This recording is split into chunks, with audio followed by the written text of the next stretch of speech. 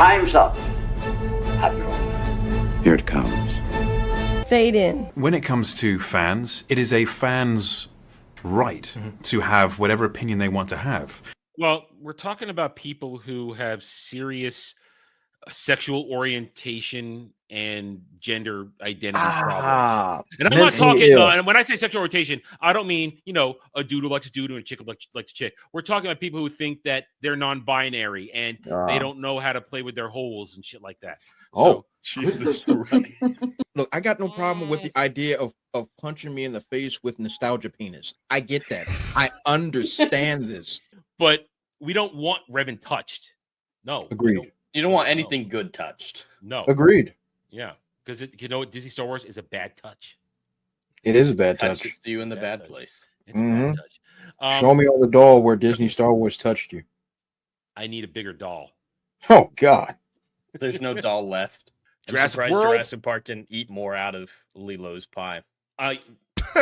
Oh, fuck. God. You know what? There is a single reason why I wouldn't want to become a merman. I wouldn't have my penis anymore. Yeah, you're here to bang women. Oh my God, you're not going to let me tell the story of cutting my penis off? They're not making another Quiet Place, are they? It's the fourth one because there was a prequel too. Oh, well, I saw all those movies and I hate them all. Really? Even Yes. the first one? Yes, especially the first one. First one makes me sick to my penis. I hate that freaking movie. I dangled for too long there. That wasn't fun. But I'm so apathetic to Star Wars that this episode could have featured Yoda riding on a dildo being wielded by R2-D2, and I would have the same reaction. I'm still jerking off in front of my console.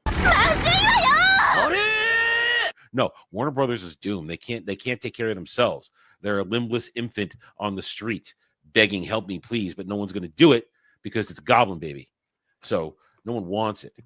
Point is, anybody that picks up that Goblin Baby, it's a diseased baby, and it's going to poison your entire company too because you're also dumb and stupid and you don't know what you're doing. Now, if you were smart, you could put cybernetics on it, create a little monster, run around here, then we have a lot of fun. But they're not that smart to make it even a cybernetic Goblin Baby that could cause destruction. That'd be fun. But here we are. I love this metaphor. Here we are. Cybernetic. We have nothing that's but what Apple was describing. Drew was describing with Apple. That's cybernetic, baby. Cybernetic Goblin Baby. You know the people playing Grand Theft Auto. If there's just going to be a random pride parade that pops up in the city, you know what assholes like me are going to do? I'm going to find the biggest fucking truck that I have, a 4x4, and fucking run through that fucking pride parade and fucking kill everybody. In a video game, YouTube. In a video game. You are what your daddy is. You are what your daddy is. People don't want to hear it. Zegler. Yeah, Polish. Come on. Yeah. You are what your daddy is. It is what it is. Like, oh, I'm a Latina. No, your daddy is whiter than white. Stop. Yeah. Stop. You are what your daddy is. That's the line of succession. I don't make the rules. I don't create genetics. I don't create science. That's how the penis works. Okay? That's just how it works. Please, sir, can I have some darkies? Impressive.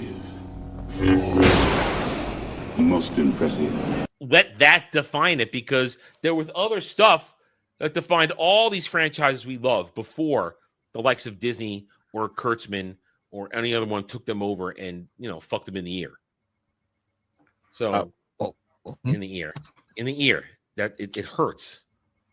It would hurt. It doesn't just hurt. Oh my God. It would kill you. God heaven. Not the ear. I thought you said Star Wars isn't dead. Well, and you don't like that. No. That metaphor makes it true. No, Disney Star Wars. Don't let them. And that's what you do to Disney Star Wars. That's what we're doing to Disney Star Wars now? When did this be about us?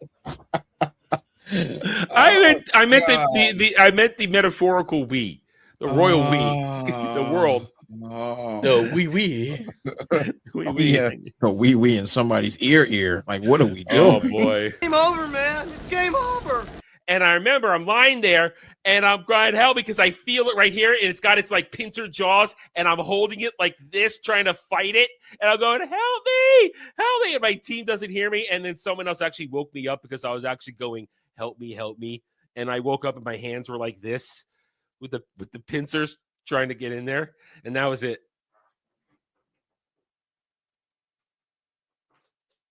Okay, Adam. I have one question only. Yes. Do you have 1987 grade crack at your home? In those I'd work special with stores. Haley Atwell every day. But With two hands even. Before you go, one question. Yes? Where in the galaxy is Sanusi? Show us your tits and I'll tell you. And these tool bags wouldn't know quality if it walked up and motorboated them. Because, you're going to motorboat quality. Wait, what? Quality boobs. You want to motorboat quality boobs. There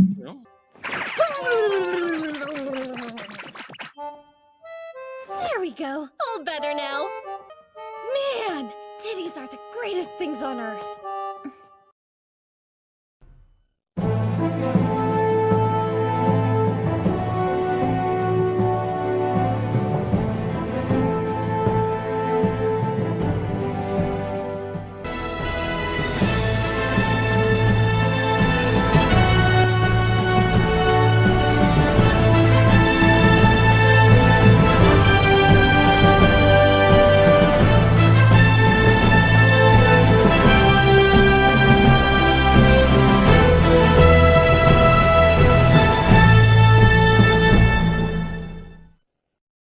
Howdy, all. Welcome back to the round table. It's another Sunday, and we actually have things to talk about. I didn't have to worry about cutting and pasting a show together. Things happened, and I have legitimate thoughts on a lot of stuff, especially because Sony's a dick and wants to claim me for watching a trailer. So my thoughts need to be repeated without being claimed for watching a trailer.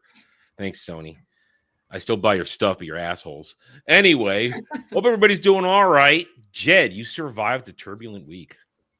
yes, I have survived, and I can gift the chat my beautiful face once again. I know last week was a little bit rough without being able to see me on Roundtable, but I'm back with the new background. The move is finished, and in general, I'm just in a damn fine mood. The move went very well. I've seen Project Hail Mary twice, tried to see it a third time, didn't work out. I bought a popcorn bucket for the first time in my fucking life for a movie.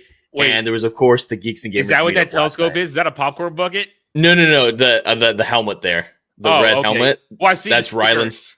Okay, I see the sticker. It looks like a Project Hail Mary sticker on the telescope. That's why I thought it was the... Oh, no, that's an old-timey Hollywood Scholar sticker. Okay, see, for this out there, it looked like the Project Hail Mary logo from the... I can see it. I can see it. So I thought, okay, you got the helmet. Okay. Well, I mean, it's okay. I don't understand. I don't understand the popcorn bucket thing. I never really will.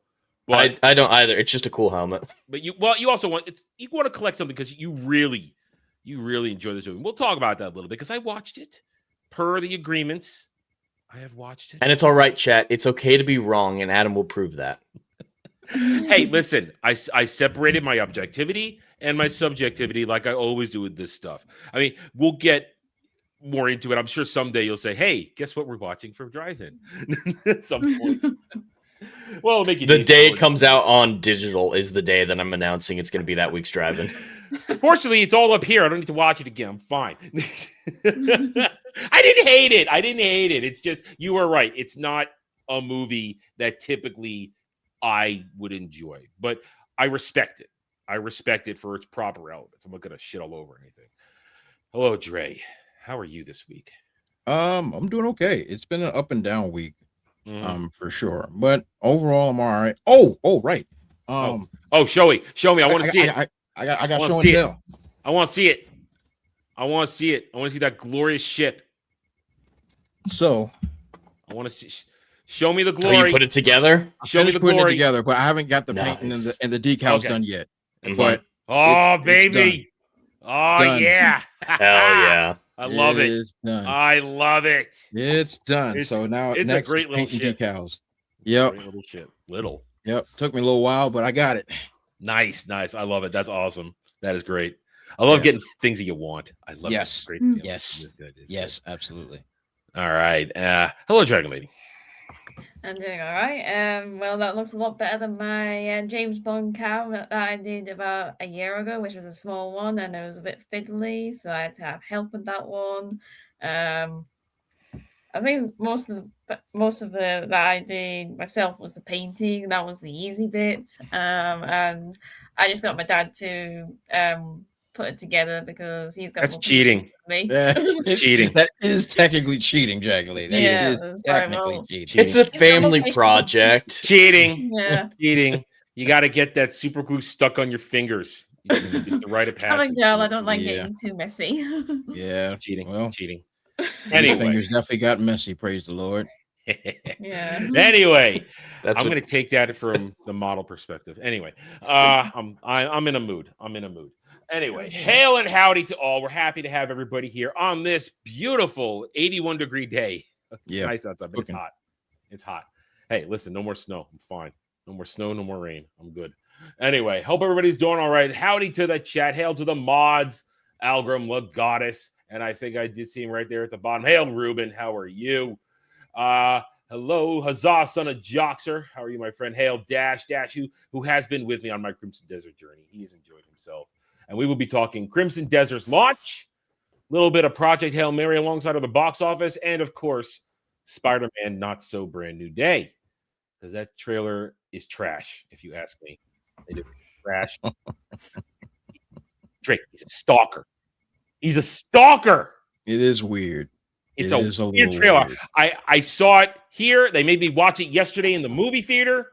If Zendaya were hot, I'd at least understand his behavior. I don't get the Zendaya stuff. Anyway, all right. So No, that's our show. We got a few other warm-ups. I'm going to toss in. I got one warm-up stuff. I got warm-up stuff. So if you guys are enjoying yourselves, please hit the like button. Sit back, relax. Let's have our kind of fun around here. All right, here's my warm-up. Couple little things here. First, this one. We tend to track these video game to live action shows that are appearing, specifically on Netflix or Amazon, depending on the day of the week.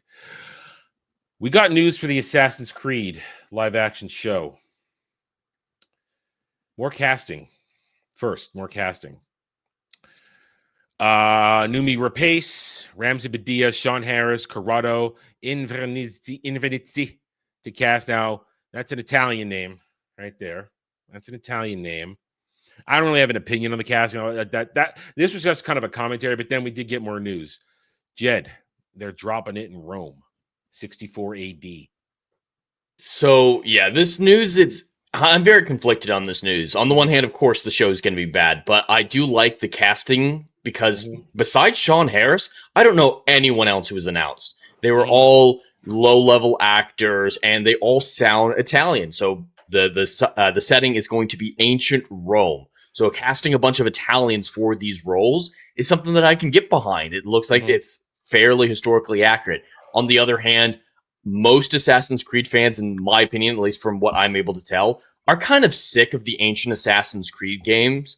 I think what we needed was a more traditional Assassin's Creed game. And the vast majority of the beloved Assassin's Creed game were from, I don't know, the 1700s to the late 1800s. That's the era where Assassin's Creed has always done its best, with the exception of the Ezio trilogy. So something in that era that hasn't been explored, a different part of the world. Of course, I don't want it to be a direct adaptation of any game, because this franchise really lends itself to having a random story in a random time period. As much as the 2016 movie is terrible, the Spanish Inquisition was not a bad idea for an Assassin's Creed story. So there are some good things about it. I don't like its ancient Rome. It's too similar to Odyssey in a lot of ways, and we actually saw some of ancient Rome in Origins. It's and Ezio, just about 1,000 years after this one takes place. 1600 or something like that. So it's not really new territory. I would want something that we just haven't seen before. Let it be an isolated thing, because I think that's its best chance to survive, is with the Assassin's Creed spirit, like I was saying, in that time frame, and with the classic style, of course, hunting Templars and everything like that. But it needed to be visually and content-wise distinct, and I don't see ancient Rome pulling that off. I agree with you completely, because think about it like this. Like you said, Ezio's trilogy takes place in the Renaissance era, which is more than 1,000 years after this. This is 64 AD. It's right around after Nero set fire to Rome. That's recovered from that. Here's the Mhm. problem, though. We complain about this kind of stuff all the time. Where's the tension for the story here? We know whatever happens, the assassins of Rome will survive because Ezio will be brought in and he will take over them in his time. It's another midquel, prequel, whatever story. Why are we telling this? Another setting, and you said it perfectly. Assassin's Creed sets itself up for dropping anywhere in history, in any country, any region.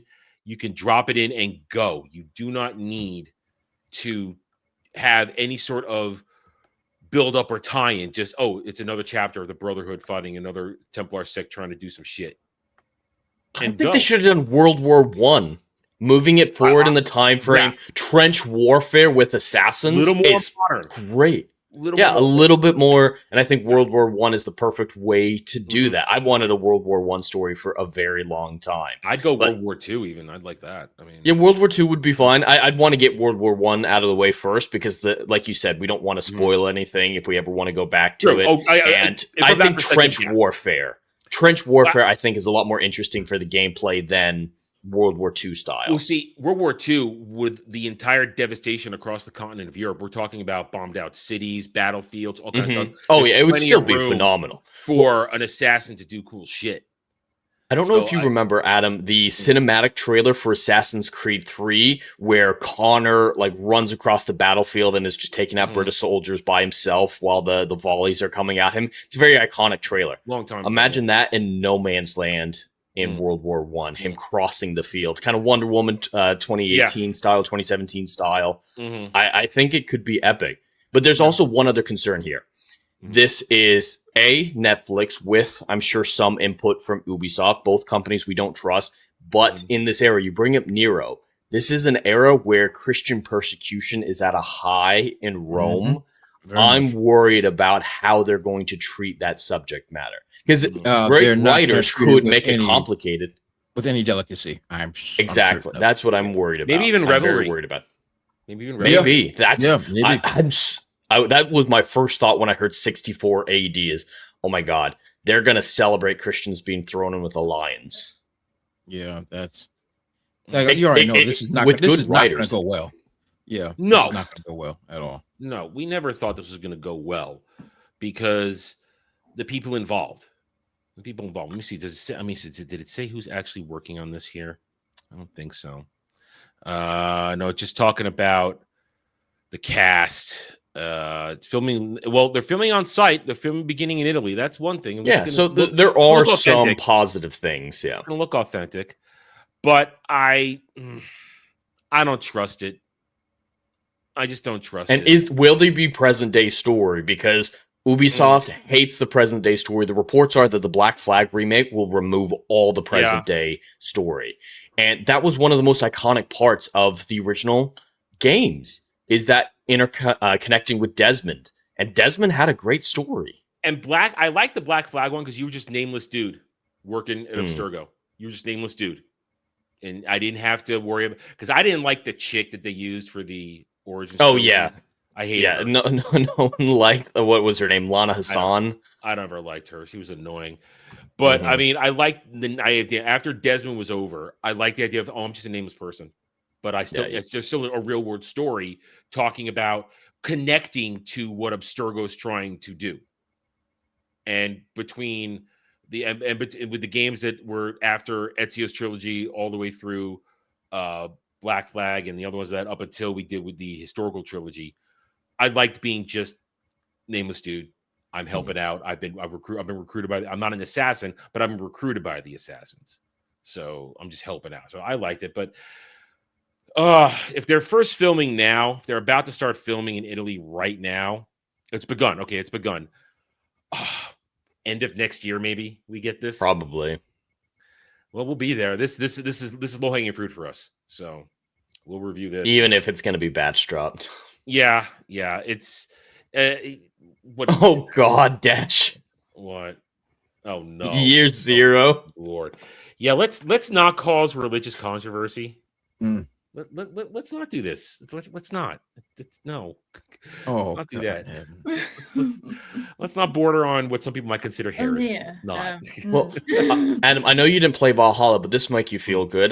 Did Okay. you know that Lana Hassan, or whatever her name was, the real life woman in the historical trilogy, she died in Valhalla? Oh, I knew that. I know she died. Yeah, I Okay. knew she died. Yeah. That was the best come part of across Valhalla. Yeah, good. She's dead. It's just she was a reckless person as a character. Mm-hmm. I mean, her whole combining Aya and dude Bayak's DNA, that was dumb. It was just because that whole game should have just been Aya. Why not just do it? It's the game they wanted to make. Yeah, 100%. It's a game they wanted to Just make. commit to it. Yeah, and I would have been Or fine. balance it properly, like Syndicate. I felt like Syndicate's balance was Yeah. pretty good. Yeah. I mean, you kind of felt when it was time to be which one in that one. But Even though with that Eevee one, was the superior one. I did Eevee missions. I had it divided. You know how I mean? I like to role play these things, so I had it divided. But I mean, Aya's the one that founds the assassins. Aya just does the brute force killing in that game. He's a And tool. She's he's the a tool. mastermind. Yeah. So it just made no sense. I realized about halfway through, oh, this is supposed to be her game, and they were cowards. Well, and then they let her be the one to kill Julius Caesar. I don't know if you remember that. That was the epilogue. This all sounds bad. Yeah. And here's what I hated in the DLC, where you're tracking down not the undead one, the other one where you go to the island. Oh, I never bothered doing the Origin DLCs. I did one DLC. I didn't like Origins At one point that in that one, you're kicking ass and taking names by, but then you get captured and strung up. And then Aya shows up out of nowhere to save your ass and cut you down. Of course. And yeah, that game was one of the first mainstream things to say, hey, Egypt is in Africa, so they're all sub-Saharan. Yeah. Anyway, Assassin's Creed live action. We'll be back with more information. We will definitely review that. It's an easy one to review. And we'll see how that goes. Although, as with everything these days, our hopes are not very high. All right. Let's talk box office. Once again, we will have to do a hybridized box office website breakdown because the numbers is still in its rebuilding phase. So we'll start there, but then, of course, we will unfortunately have to go to Box Office Mojo for all these specifics. Here's our weekend. Project Hail Mary wins the weekend. 80 million domestic. Check the international second. Hopper is continuing to fail completely. And everything else that just doesn't seem to matter. I mean, Scream 7 has made its money. It made profit. Done. There'll be a Scream 8, I guarantee. Everything else here, crashing and burning. But let's first go to Hopper so quick because I don't want to interrupt the Project Hail Mary's discussion because we've been covering this. With its 150 million budget, I think, it's still not going to get there. It's not going to get to $400 million. It's not getting there. Because it dropped. Not at this point. What is it? No. Week 3 or week 4? Hoppers 17 days. So okay, week 4. Week 4. Yeah. So yeah, it's not going to make it, and nobody's talking about it. It's terrible. Hold on. 17 days isn't 4 weeks. 16. That's just over 2. I was multiplying 3 times 4, 4 times 4. Never 7 mind. days a week. I can't do math. Leave me alone. Leave me alone. I have nowhere to go. I have nowhere to run to. Okay. 2 weeks, 3 weeks, whatever. It's coming up on week 3, but still, it's terrible. It's not It's not going to make money. But Project Hail Mary. Now, I don't know if its numbers include the preview. I do not know. I'm going to assume its total numbers do, yes. Okay. So Project Hail Mary, 80 million domestic, 60 million international for an opening weekend haul of 140 on its $200 million budget. It needs between 4 and 450 probably to break even. Before we talk specifics or light specifics, disclaimer, I cannot do in-depth discussion because I have to do it tomorrow on Daily Dive. You could do it in both. I can do a little. I can't make my major points. I have to save that for the actual thing that we're asked. And you're just doing it on a stream where I won't be there to correct you. Shut up. I'll listen. You're gonna get your time. You're muted, Dre. I am muted. Yeah. Did you like the film? Subjectively, 6 out of 10, but objectively, 8 out of 10. Why? Wow. Ooh, wait. Okay. Why'd you add the subjective and objective? Because that's how he we have didn't to like do it, this. but he respected it. Okay. I have. That's how I do things when I do the reviews for the movie. Okay, stuff. that's fair. Okay. It just wasn't for you. It wasn't. It's not you. for me, but I could. That's take why I myself wasn't out going to of it. make him watch it. Is I knew he wouldn't enjoy it, but Okay. especially after his response to The Martian. Yeah, we'll get to it in a second. We'll talk. We'll get more detail. But no, that's so I could take myself out of it and give what it did well, as opposed to what I think, because I still think it dragged at certain points. It was dragging a little here, but either way, Jed at 140 at a 140 opening weekend launch. How are you feeling about this with its run right now?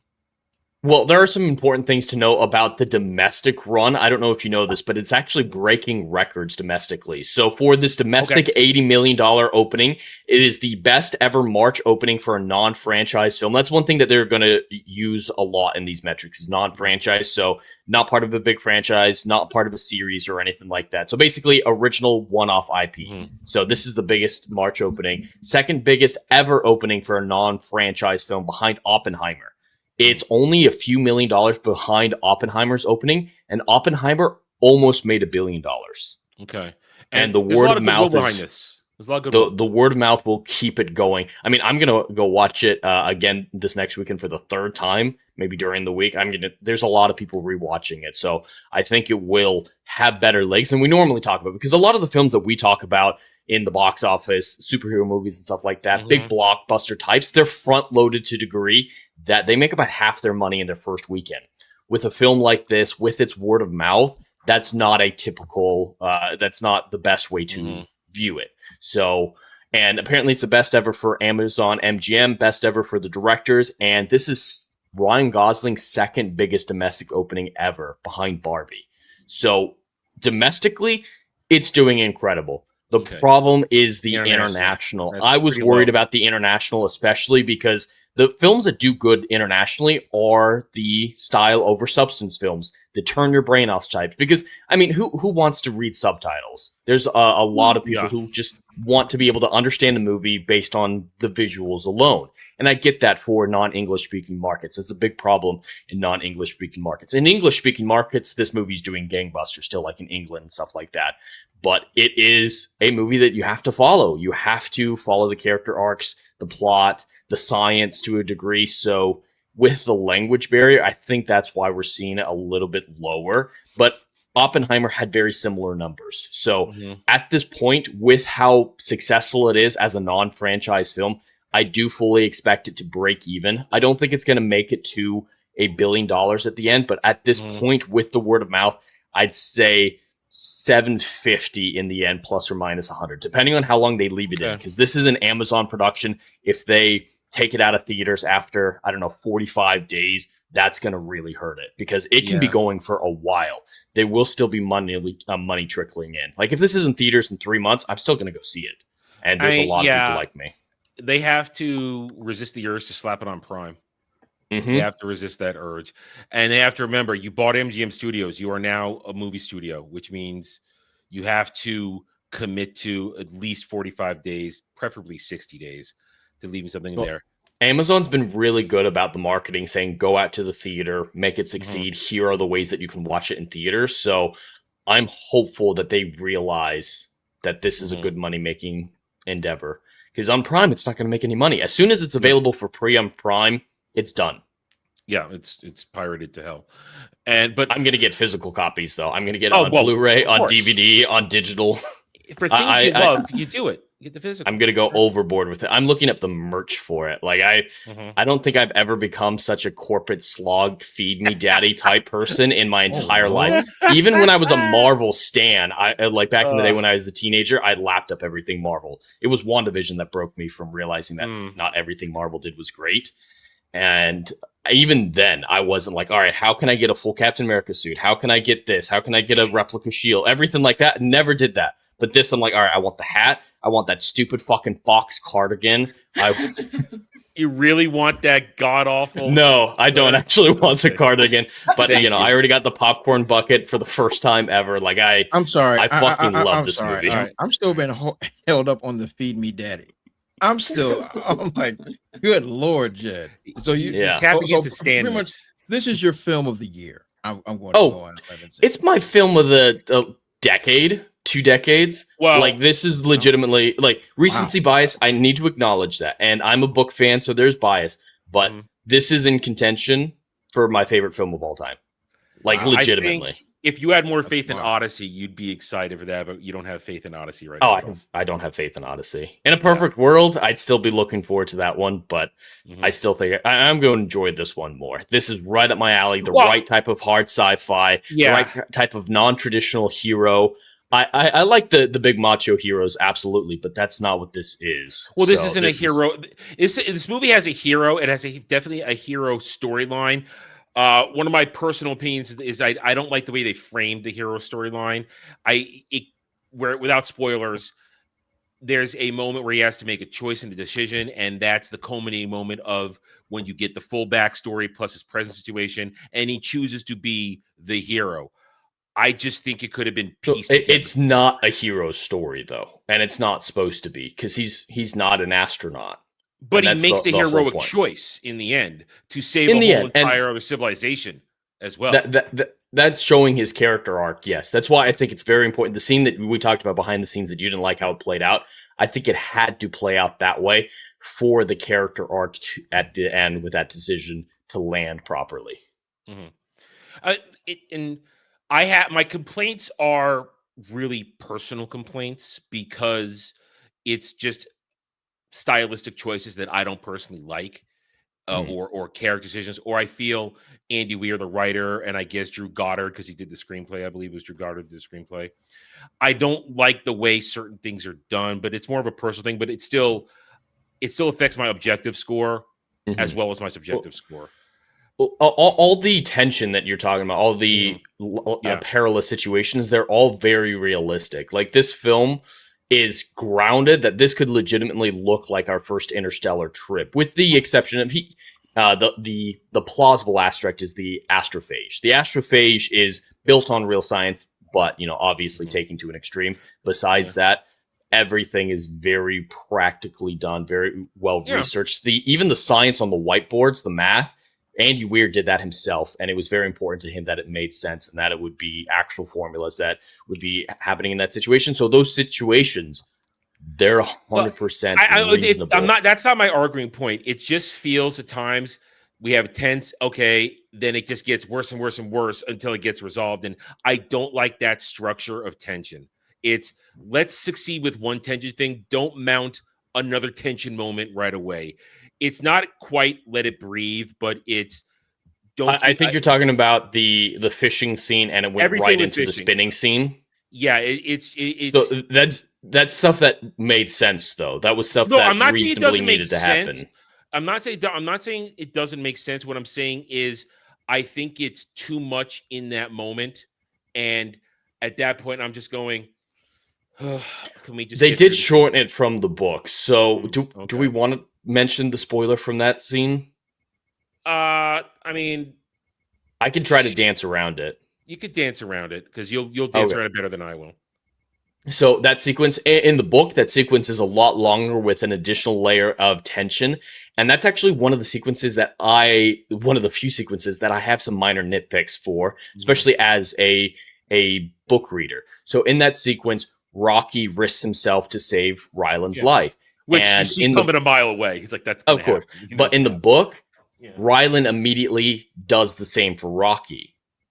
And that's cut out in the movie. So in the movie, Rocky saves Grace, and then Rocky goes off to, do what he needs to do to take care of himself as well. Yeah. In the book, Ryland carried Rocky back to an airlock, back to Rocky's side of the ship, and because the other side of the ship is full of 29 times the dense atmosphere, is a lot harder and full of ammonia, it's deadly to humans. But he had to stand in the airlock, throw the airlock switch, and jump out. And he got severe second, third degree burns over half his body getting Rocky back into his atmosphere. But they couldn't do that because you can't scar Ryan Gosling on the camera. Not the scarring part. They did it because they did it because they recognized what you were talking about. They talked about, yes, we would have loved that scene to show the give and take of Rocky saves Grace, then Grace saves Rocky.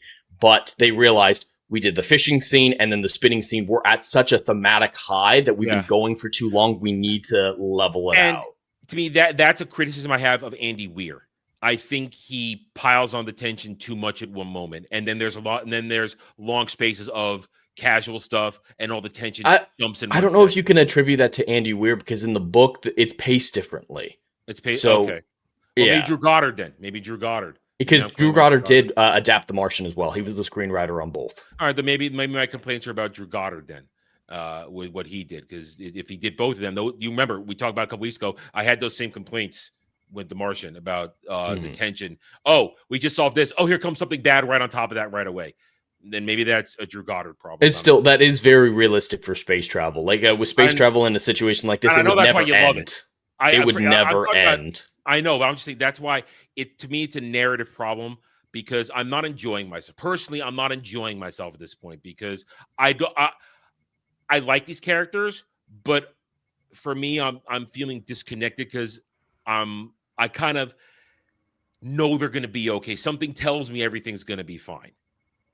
And not spoiling the ending, but did you see the ending coming? Yes. The epilogue. I mean, was there a stinger after the credits or no? Just where Ryland is at the end of the story. Yes, I completely saw that coming. That was so obvious choice because he didn't have a home to go back to on Earth. He didn't have a home to go back to because they make that point. You don't even have a dog. I mean, so and he didn't have any personal relationships, and at some level, the betrayal of that whole thing there, despite his choice, why would he go back? And his newfound family. Found family. That's just everywhere these days. But his found friend, his found family. Of course, he's going to go there. And now I'm surprised that I'm sort of surprised that they were able to build him his biodome, his biosphere, because I didn't know that they had that level of technology. But hey, great. So he has a Xenonite is great for domes like that, and they can do anything in there. Yeah, and to me, and to your point, I think it was a hero's choice to. It was a hero's choice, but he's not necessarily a hero. He's definitely not a traditional hero. Not just a hero, but it's still a hero's choice. And when you make the hero's choice, by definition, you become a hero because his choice saves an entire other civilization. Because if he decided to go home, Erid dies. That planet's dead too. Now, I have one thing in the book. Do they talk about the fact that literally every other sun's going to go out in the galaxy? What are they going to do about that? No. So that's not true. So the suns aren't going to go out. They're just dimming a lot. Eventually, the populations will stabilize, but it's going to dim so much that life can't exist in these solar systems. So all the other suns in the nearby galaxy, they're going to dim and life can't exist around them, but they're not going to die completely. It's just a threat for life. So the Iridians and the humans are threatened. But there's nothing like that. And there are, of course, things explained more in the book. There are actually things that are done better in the movie, actually. So I had two main things I wanted from the book that I never got, and the movie gave me both. Seeing inside of Rocky's ship, we don't see that in the book. And seeing Earth after the Beatles come back to Earth. We never saw that in the book. That scene with Strat. They're small scenes, but I wanted both just to see the context. And now those are proper scenes. Well, I guess seeing the inside of Rocky's ship is cool, but you needed that thing to know that they got the samples on Earth. You needed that. Yep. They did it a little bit differently in the book. Like Ryland was told, hey, Earth's star is brightening again. That's how we found out about it. That's how we as the readers found out about it. And I think it's handled better in the movie. And the centrifuge with the gravity, it's actually done better in the movie. With how it rotates perpendicular to the ship. It happens differently in the book. So there are things I think the movie does better. So I absolutely love the movie. Sometimes a movie can improve on a book in some ways, or at least in little ways. Books, I believe, actual series are always going to be superior to adaptations. It's just my personal opinion. But there is always little thing that a movie or TV show will add and do a little bit better, something that's memorable. So there's actually a big scene in the book that both Drew and Andy talked about being their biggest regret they had to cut out. And I want to see what you think about whether or not it should have been included. Okay. So in order to breed all the astrophage, they don't go into detail in the movie because they didn't need to, but it requires a ton of energy to replicate the sun's energy, right? To get them to breed, to go to Venus, everything like that. So in the book, they actually paved over the Sahara Desert with solar panels, a big portion of it, not the whole thing, obviously, but a big portion of it. And with the sun dimming and doing that, it affected Earth's climate to an insane degree. So there were storms everywhere before he left. The ecology of the world, the environment was falling apart. And they did this one insane thing to buy Earth some additional time for the Hail Mary mission to do what it needs to do and bring back the information. They nuked Antarctica to release methane into the atmosphere as a greenhouse gas and other elements as well, like water and stuff like that. So they cut off whole glaciers, nuked whole glaciers in Antarctica to make climate change, to keep the greenhouse gases around the planet, to keep us Earth warmer for longer. That would have been there's too much politics involved with that kind of scene to have it been put out. That's there. what some people were about. Like when I was talking to Kratos, he thought that was the reason. They said it was just timing, but it showed the desperation of humans. Like it really showed how bad the situation it was in the book. To nuke Antarctica. Yeah, I mean, I think they were right to leave that out. I think it would have been. It would have caused needless discussion. It would have because it's inevitably an ideological perspective about climate change and all that crap. So no, it's not ideological. In the book. It would have caused ideological discussion, is what I'm saying. Concerning what people call climate change now, as opposed to what they were attempting, what you just described. So it would have drawn away from the actual discussion of the book. So I think it was a smart move not to put that in there. But like you said. Objectively, I think the movie is well made. I think it's well shot. Considering it's mostly Ryan Gosling for 70% of the movie and a digital creature who's... No. Puppet. It was a puppet? Practical effects. I didn't know that. Okay, that was a puppet. There's a ton of practical effects. So they use 0 green screens or blue screens. They built 2 models of the Hail Mary interior, depending on which way the gravity was oriented. It was a 100-day shoot. Ryan Gosling was there for every single scene, pretty much except for like the one strat one on Earth. But yeah, they did everything practically. They did use a volume sometimes, and I think they used the volume very, very well. There was obviously still a ton of CGI, but every time they could do practical, they did. Yeah. And the behind the scenes of the Rocky puppet are phenomenal. Though the voice of Rocky actually was a stand-in. The puppeteer was just reading lines while they were practicing the puppetry, and they were casting looking for a big name, and they realized this puppeteer guy has nailed the character. Why bother? So the voice of Rocky is not a professional actor. He's the puppeteer. Well, it worked. It had that kind of borderline monotone, slight emotion to it that made it work. Although the Meryl Streep joke, that I hated that moment. It's like... No, she can't do everything. In the book, Rocky didn't get a voice. It was a little unrealistic in the book. Ryland just started to understand the musical language. I guess that's what. I guess that explains the ending when he's at that point. And that's after a time skip, so I feel like that's a lot more reasonable. As he had time to dedicate. You had to have him have a voice in the movie. You had to.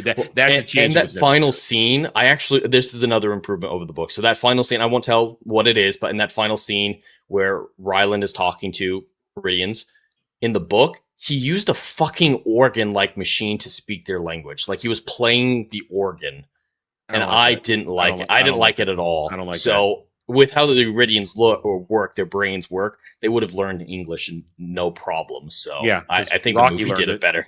Rocky learned it. Or the vibrations of the words. Oh yeah, but so overall, though, like I said, well made. Ryan Gosling did do an excellent job. I'm not particularly a fan of Ryan Gosling in anything. Same. I can't name a movie of his outside of Remember the Titans that I've watched recently, and you made me watch that too. Rewatch it. I've seen it before. Well shot. Lord and Miller did a good job. It's well shot. Well The directed. cinematographies, the transitioning between gravities. Yeah, it's all. I'm not I'm not broken from the movie at all in that.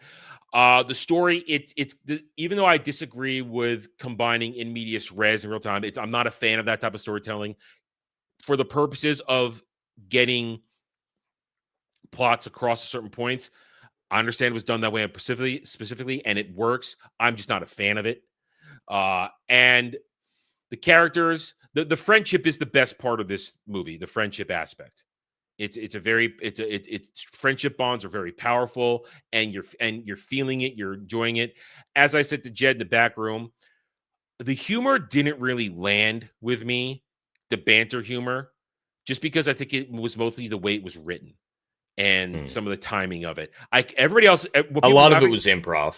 There was a lot of laughing in the theater. I chuckled a couple of times and laughed a couple of times, but most people enjoyed it, and I realized that's a me thing.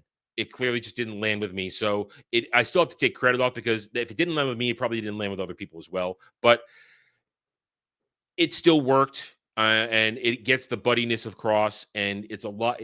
It does show a lot of fun. And while I don't particularly like Ryland Grace as a character, I can understand him. I can understand him, and that's the objective versus subjective part of it. But overall, that's why objectively I give it an 8 out of 10. Because it hits all the right marks. Clearly, it has earned its place in being praised right now, and people are enjoying it, and that's fine. And what's nice about it, though, is that there's zero agenda in this movie. There's no agenda that I could see. It's just people are reading it into it on both sides. There are rage baiters saying, we're supposed to be effeminate. Some are saying that he's in a bisexual, asexual relationship with Rocky. No, he's just friends with The Rock. He's not wanting to fuck The Rock. I mean, it's the bro hug. There are two bro hugs in that, and it's perfectly fine. Now, one of them is hand up for joke. When do we stop?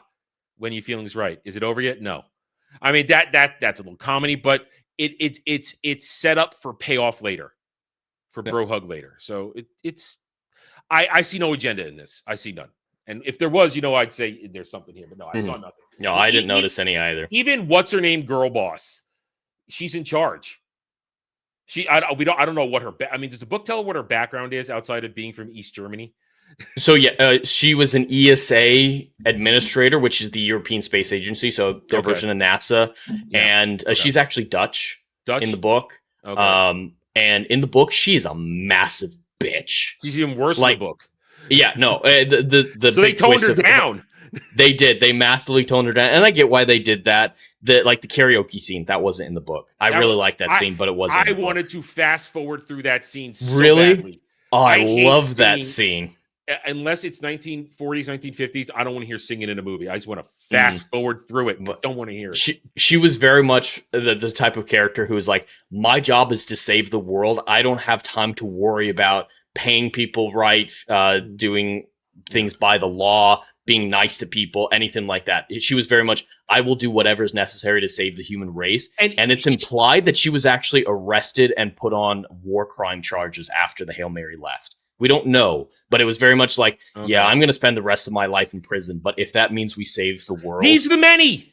Exactly. Needs of the many. I like her character, but she's the biggest thing that diverged from the book to the movie. Okay. And I still like it, but yeah, she's very, very different. Yeah, True Soul, I would say it's worth a watch once.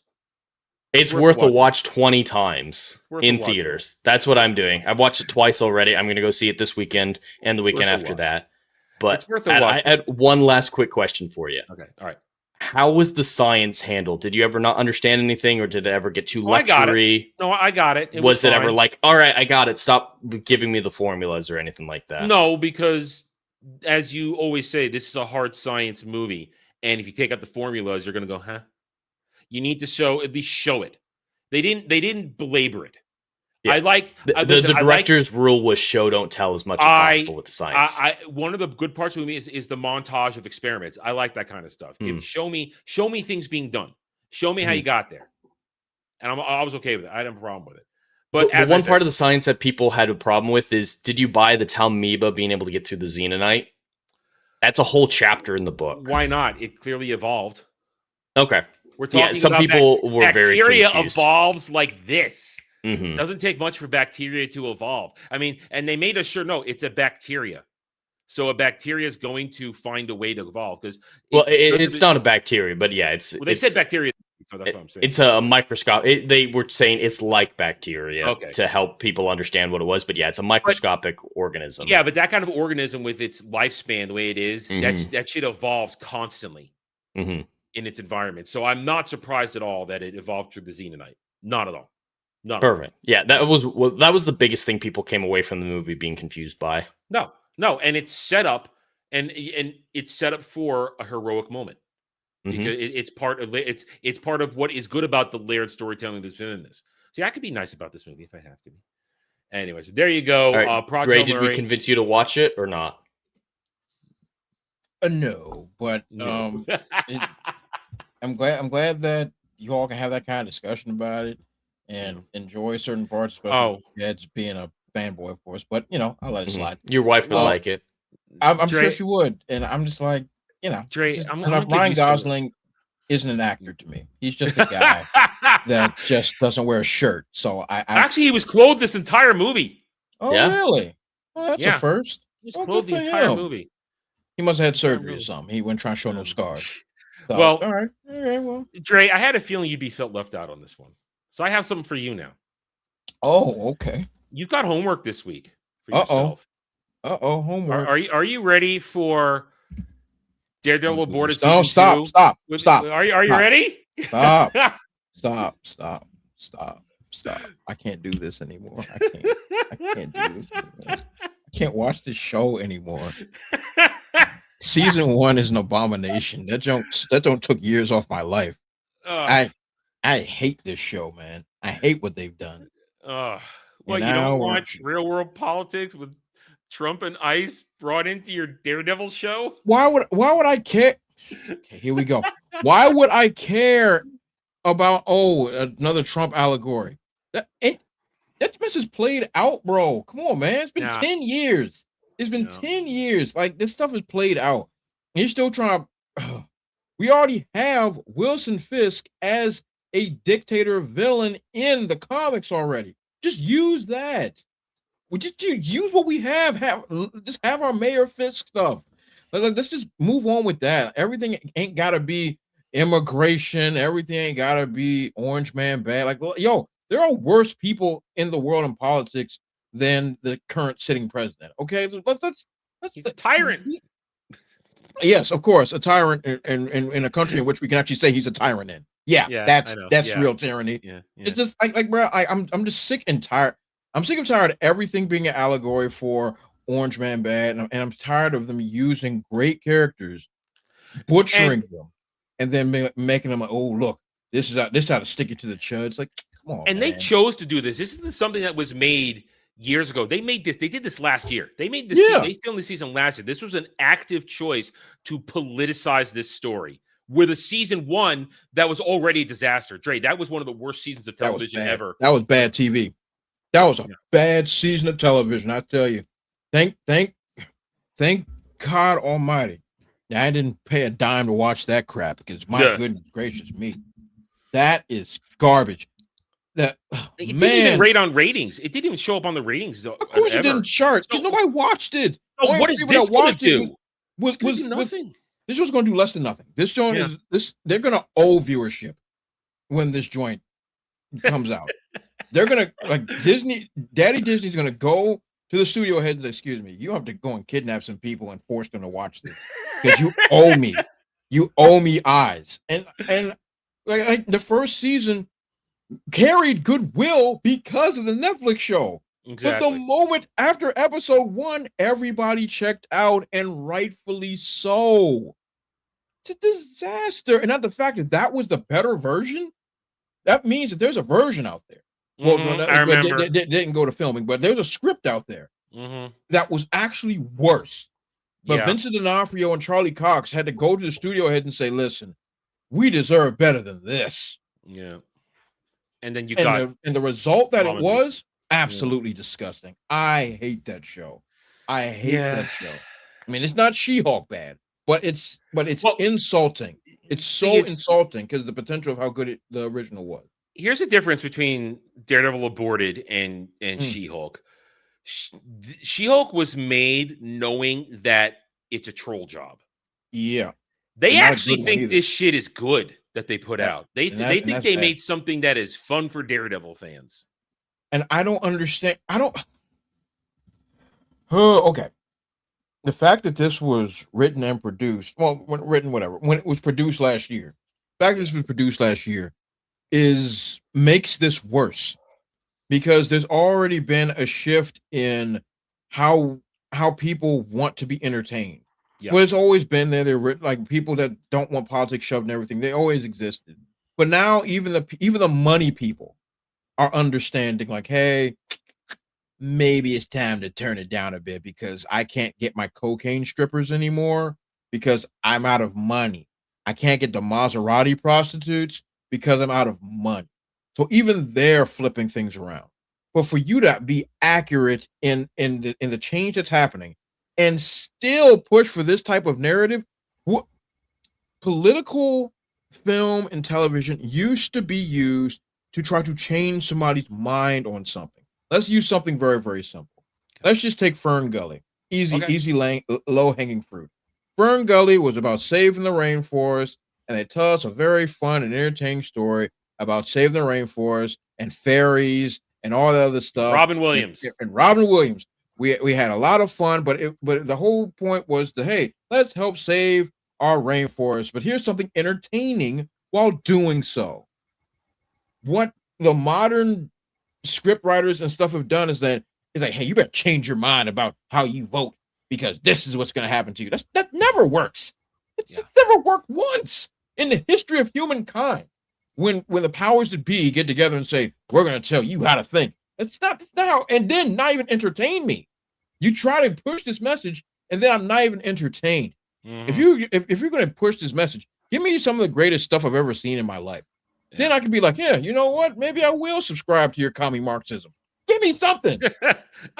Wait, give me something. yeah. Make sure I have brain trauma first. Exactly. Like you gotta give me something. But the idea that hey, we're going into this like, oh, this is about Trump and ICE. Nobody cares. You can't nuance, man. Does nuance exist? I'm like, No. bro, like this. No, it doesn't. I'm so It doesn't. done with. Yeah. with When I that. saw this week, I thought, yeah, I'll make Drake cry for a minute, but but your points are all exactly true. This is the last gasp of please pay attention to our bullshit. And what I think is the honest to goodness biggest crime in this is that Daredevil live action television from Netflix is one of the most beloved television series in the past decade. People loved that show. Oh my god! This I'm comes not out on Tuesday. Lord! Yeah. I'm not a Daredevil fan, so it didn't have to hit with me. So I just I have a passed on. question. Has anybody seen an ad for this? I have. No. You have? Hulu is pushing it hardcore. Really? In the last week, it's been pushing it really hard. I've At least not seen every this commercial ad. break, But there's then again, one. I don't have Hulu, so I guess I wouldn't see that. Yeah. So Listen, Brad's going to hurt himself with this willingly. I actually told Brad about this story at the meetup last night. He's like, "Yeah, I'm looking forward to Daredevil's or Born Again season 2 reviewing it." It's like, "Well, did you hear what they said about it?" I broke him a little bit. yeah. Anyway, keep the sharp objects away, man. But I think that's the biggest insult. You took something that was universally praised, even the latter seasons, which I know people say were a bit of a downgrade from the first season, but it's still loved all the way through. And then you took it and you just injected every bit of the agenda into it, and you made poor Charlie Cox go through this twice. They're releasing an episode a week. Dizzy. Unless it's something they want to hide, they won't do the bass drop. I mean, this thing ain't getting echoed. It's not getting echoed. God. Not yet. Not yet. Do we know if they were like the original deal was for 2 seasons, or was it for I more? don't know, but I haven't heard good boo about a question. season 3 because here's the thing: they were filming season 2 right after season 1. Because remember when Dre was reviewing it last year, they were showing us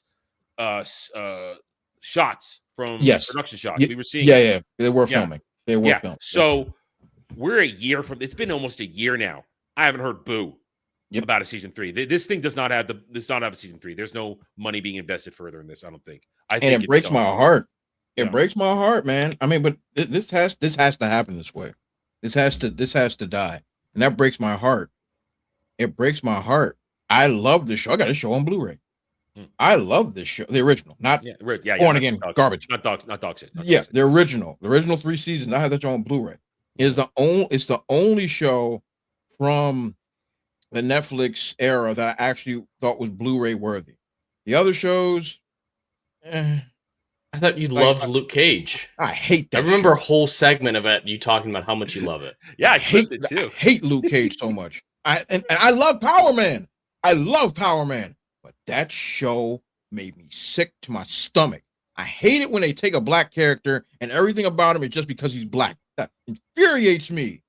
Nothing That's else. the level of storytelling they're capable of. So it's infuriating. Why can't he have a superhero story? Everything's about niggas in the ghetto. I'm like, no, stop. He's gonna have a jazz club and everybody's pimps and whores. We can't have just a show about doing hero stuff. And they'll go have sex with Jessica Jones. And they'll go have sex with her. They have a kid, don't they? Yeah, they do in the comics. Yes, they get together and they have a kid and blah blah blah blah blah blah blah. But they didn't even see that till the end. They have them break up and just God. And I look, man. And then he's like, I'm gonna be banging Misty Knight. I'm like, just come on, man. Just stop. Just stop. Disney. And like his Rose Gallery's garbage, but whatever the case may be. Yeah. Daredevil, the first 3 seasons, the only one that I believe that was high quality. A lot of people like Jessica Jones. I think the first season of Jessica Jones is very good. Then it falls off a freaking cliff really fast. But this is an abomination. And the fact of this, hopefully, this is the second and final. She's showing up this season. She's in this. I don't care. I'm done, man. I'm done. They can have Jesus Christ himself show up in this joint. And I'll be like, well, there's Jesus. Well, there you go. I wanted to make sure that Dre had a chance here to get warmed up. What a waste. I know.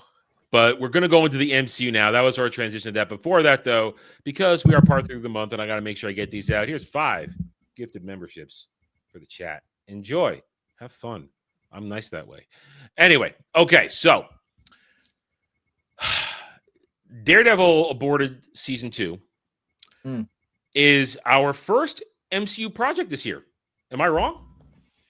Have we had anything else yet? We are now in March. That feels right. That feels yeah. correct. I can't think of anything else. It's kicking off the MCU for 2025 outside of the trailers for Doomsday, because that's just dropping the marketing. Yeah, it's just dropping the bits in the water to try and get the piranhas. Oh, there'll be bits. Some of the water, they're bits. But our actual first physical thing is Daredevil aborted season 2, which will be followed up in a few short months. I believe it's July, if I can't get that wrong, by Spider-Man Brand New Day, which we got surprised with a trailer this week, and everybody who watched it, I even warned Dermy not to do it. He did it anyway. We all got hit because Sony is asshole. Yeah, that's why I didn't even bother reviewing it, because I don't have time for Sony's nonsense. I did it on stream because I had nothing else to do that day, so I had to do something. So I did it, but at the same time, I knew I was going to hit. And then that night, I tried clipping it out because I recorded another video, but OBS betrayed me and turned off my mic, so the entire video was muted. Yikes! So that's 11 would have been minutes. a great video too. It was good. It was good passion. So, but I'm putting it on hold for the moment. I want to wait and see if some other news comes through for that one, so I wouldn't look wrong in some of my commentary. But it's 11 minutes of pure passion gone, and I have this. It was good. It was my video on Is Star Trek Dead? It was good. Oh yeah, that answers yes. Well, Kurtzman Trek is dead, and I made a point. I made a point in that, just a little tease. I made a point because every time you hear or watch a good piece of Star Trek, look what you did, my man. You went and bought a Defiant. You got a Defiant for a gift because you hear about it, you want it. Every time you hear real Star Trek, it stirs it in you to go watch it or get something for it. And that's part of my argument that it's not dead because you want to go out and get it as soon as possible. You want to. Yeah. If they said, here, we are going to remaster and put out DS9 complete season box set, take my money. Yep. Take my I'd money. buy it. Take my money. It's not dead. It's Kurtzman Trek that's dead. So that's just a little tease of what I did. I remember that part. I made that point. But I lost that video. I finally sit down to edit it on Wednesday night or Thursday night, and I bring it up and I go, why can't I hear myself? Then I go to the actual video. I go, fuck. And then I went and checked OBS, and yes, it had disconnected. Even though it said it was on, it had disconnected from my mic. And I didn't know, and I don't know why I didn't unplug the USB cord or anything like that. OBS just does that sometimes, especially if you updated recently. I have not updated. I haven't updated my OBS on this computer in months because there was a problem last year and it kept shutting down automatically. So I've just locked it in its current version and I ain't touching it. I don't trust it right now. I don't. But next day I had to do that day I also did the Spider-Man reaction. So I clipped it out. Hit for claims instantly, all across it, everything. So we are going to talk about it, though. We're not going to play it, though, because I'm sure we all have different thoughts on this. I'm Angry Man. I'll be playing the role of Angry Man today. Not because I dislike Tom Holland's Spider-Man. That is not the case. My anger stems from the fact that this movie is called Brand New Day because we got through the home trilogy. Got through the home trilogy for the first part of this decade. And it ended with a bang with No Way Home. You had Andrew Garfield, you had Toby, you had Willem Dafoe Green Goblin, you had all that stuff that people loved. They jangled keys in that third act and made everybody touch themselves and be happy. It happened. That's correct. It happened. And you finally put Peter Parker in a situation where you can't call him Iron Spider Boy. You can't have him getting help from anybody. He's on his own. The classic Peter Parker situation. Needs money. No family. Well, now no family because they killed off May to replace Uncle Ben, who they never talked about. And he's now on his own. And you jettisoned the things people don't like. Dre, ask you this question flat out. Do you know anybody that likes Zendaya, fake MJ, and Ned? No. The answer is no. The answer is no. The answer is no. The answer is no. People like Ned more than Zendaya, though. Yeah, but that's if there's a ranking, Ned comes before her. Yeah. Yeah, if there's a ranking, sure. I'll put vomit over diarrhea. I mean, scare you right there. But he's watching a video. Thing opens with him. First of all, Dre, once again, I need a confirmation from a man who's read the books like I have, but it's my little boy memory, and I'm not exactly sure. When he starts this thing, he is just sitting upside down with his no clinging. That's not how his clinging powers work. He needs feet and hands to cling. Yeah, so that's okay. So what they're doing is pulling from Ultimate Spider-Man. This is what they're pulling this from. So in Ultimate Spider-Man, there's actually a scene that's similar to this with him upside down seeing the city. And he has all ass hairs that cling to the. Yes. That's the idea. I have ass hair, and I wish I didn't. There is an IMAX version of this trailer that shows a wider shot with his ankles hooked into the other side of the beam. That's not better. It's still not better. No, okay, now that makes absolutely no sense. I mean, not his ankles, his heels. It still makes no sense. Yeah, it still won't make any sense. Traditional Spider-Man needs fingertips, palms, or soles of feet to cling. Except for Ultimate, and that's where this whole thing is leading to. That's why now he's getting the webbing, Man Spider from. It looks like they might be going Man Spider with this thing. Yeah, well, I don't think they should go that direction. I think they might. Very bad idea. I heard that they confirmed that he's not going to go full 6 arms or anything like that, not full Man Spider. But they're definitely just pulling from Ultimate Spider-Man because Ultimate Spider-Man was the Spider-Man with he had organics, the butt hair, the organics, and all that stuff. Organics, yeah. I remember that first issue. And the webbing was green because it was so nasty and it wasn't quite working right. His webbing was real nasty. Ew. Oh yeah, it was really nasty. Listen, up to a point, Ultimate Spider-Man was really good. Up to a point. Oh yeah. It used to be good stuff. And then they changed the art style, and it spun out of control for the story. And then they killed him. And then everybody lost their money. Yeah.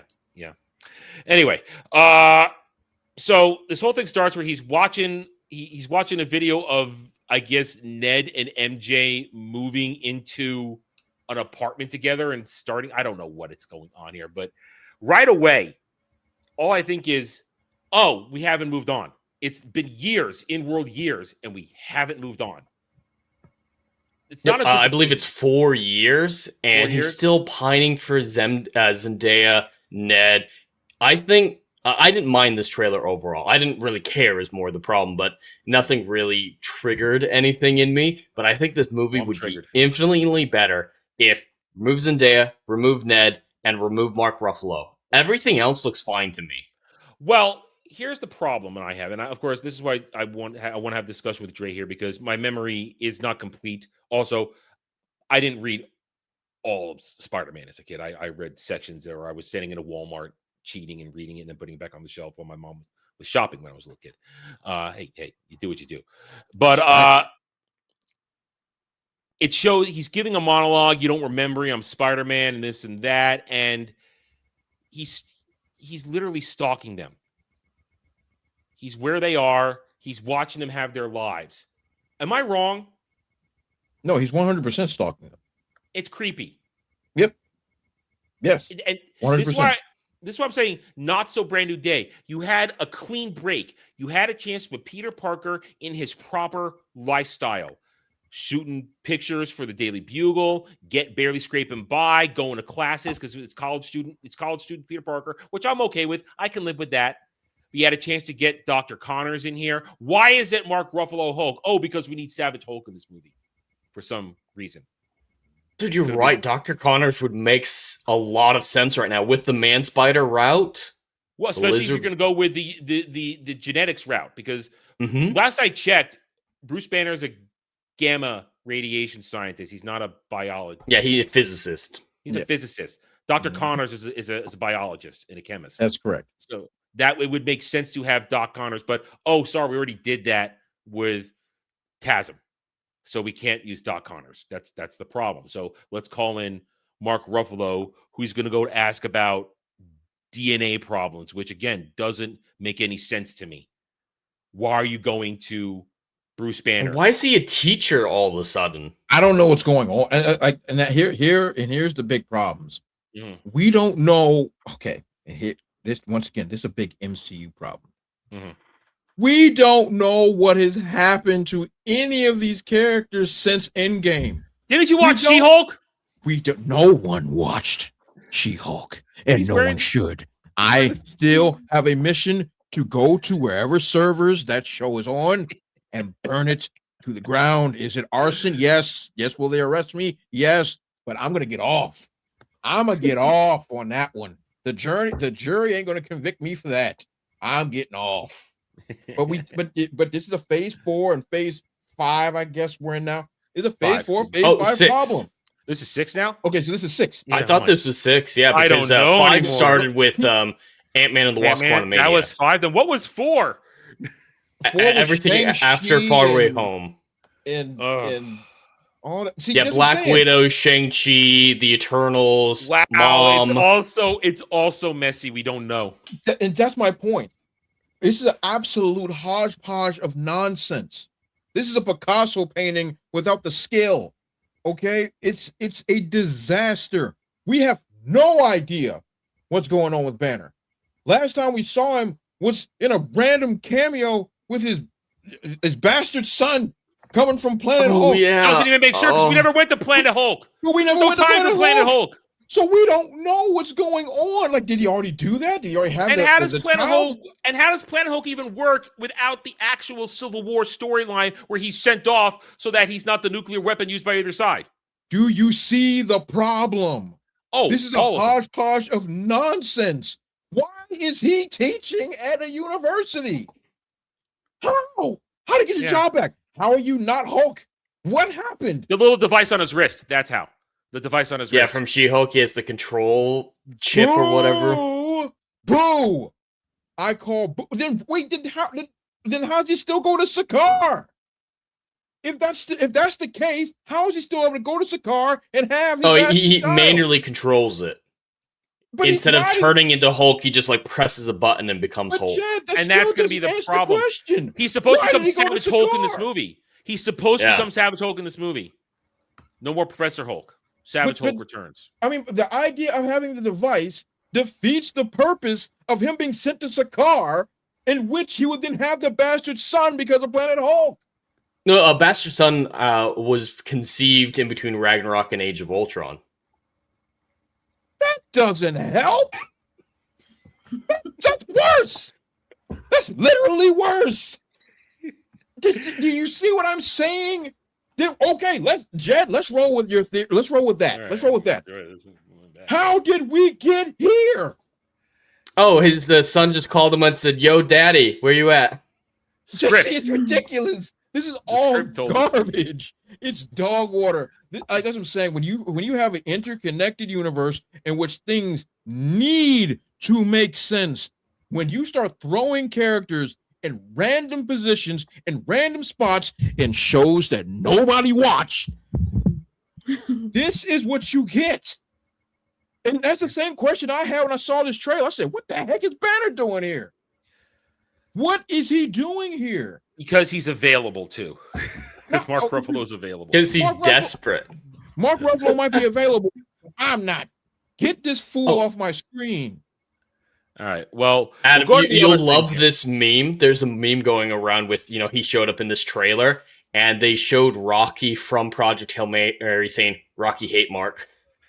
Because that's an actual line in the movie is Rocky Yeah. hate Mark. Okay, Mark. I think that's one of the times I did laugh because that was funny.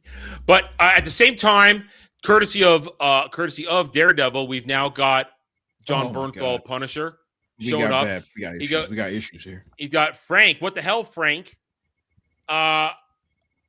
Listen, yes, does Punisher show up with Spider-Man? Yes, because Spider-Man's a street-level hero and Punisher's a street-level anti-hero. But Both in New York. both in New York. But this is completely unnecessary because now we are creeping in on the problem of the Tom Holland Spider-Man movies. Spider-Man doesn't get his own movie because Never. Yeah. he's supposed correct. because John Bernthal's here because he has a part to play in this movie with Savage Hulk. We know that Jean Grey is on her way in this movie. We're getting Jean Grey. Is that Too many confirmed? fucking That's what people. Jean This is Grey- the Superman Is- problem. Is that ooh? The chick from good. Stranger Things. Ooh. This chick from Ooh, Stranger good. Things. But is she supposed to be Jean? Is that That's the confirmed? belief. That's the. Is- Yeah. There have been I've repeated heard- leaks about that. I mean, there Okay, was so- a moment here where it's really dumb when he gets knocked into a bus and you see a girl wearing a Jets jersey. She has white hair on the front bar and back. We say, "Oh, it's Rogue." No, it's not Rogue. It's not Rogue. That doesn't This make is any a sense. I'm nightmare. sorry. Exactly, Dragon. It makes no sense. No. And Well- and we have a different problem. There's still a big old elephant in this room that we have to address. Yeah. We have to. Ned's address not that fat. we have to Daredevil's Born Again. We have to address this now. Yeah. With Mayor Because that- Kingpin? Hello, vigilantism has been outlawed already. But no, wait a minute. The beginning movie shows him getting a key to the city from this woman mayor. Who this? Who this black Mexican? Who this? I am concerned that they're messing around with the timeline more. So the timeline's actually been screwed since Endgame. If you guys remember, there was the 5-year jump, right? And phases 4 and 5 were desperately cramming everything into the 25, 26 range. But now we finally caught up to that. But No Way Home, I believe, took place in 2027, and Born Again took place in 25, 26. So this could take place after the fall of Kingpin in God Born help Again. me. God This could be help me. 2030. If this lady's the mayor of New York giving him the key to the city, then it has to. Now remember, this is also taking place parallel to Doomsday. The events of Doomsday are happening as this movie goes on, which is why no Mark Ruffalo Hulk or or Tom Holland Spider-Man are in Doomsday. To be fair, Mark made the right decision to be in Spider-Man versus Doomsday. Oh, I would yeah. have made the same call. Because he'll get some sort of royalty payout on this one, definitely. Because this movie will make over $1 billion. It's Spider-Man. It's gonna no make mat- money. No matter how critical we are of the Tom Holland Spider-Man movies, every one has made over $1 billion. Now, Originals make will money. it make more than No Way Home? I don't No, think so. No. And here's why. As we go through this whole trailer and he's transforming, and God damn you, using a Keith David monologue over this. I do not try and tempt me with Keith David sultry voice. Do not try and tempt me with that. I will not be suckered. Just a quick correction here, though, Adam. Homecoming did not make $1 billion. Well, how much did it make? 880. Oh, I thought it made $1 billion. Okay. Excuse me. Wait. Okay, Homecoming did. Far From Home made over $1 billion. Yeah, and so did Far From Home got 1.1. And that's and Endgame Fallout too. And No Way Home made like 1.9 or something, Yep. something absurd like it that. made, it made bank. No Way Home made bank, but bank because of nostalgia baiting. Yeah, but nostalgia baiting that everybody said yes, please. It was an agreed. And the movie was fun. The movie was dumb, but it was fun. Everybody It was really dumb said but fun. Everybody said yes. We know we're being jangled, and we're okay. And they set up a solo Spider-Man film so well. I love the suit. I do want to say this is one of my favorite live-action suits.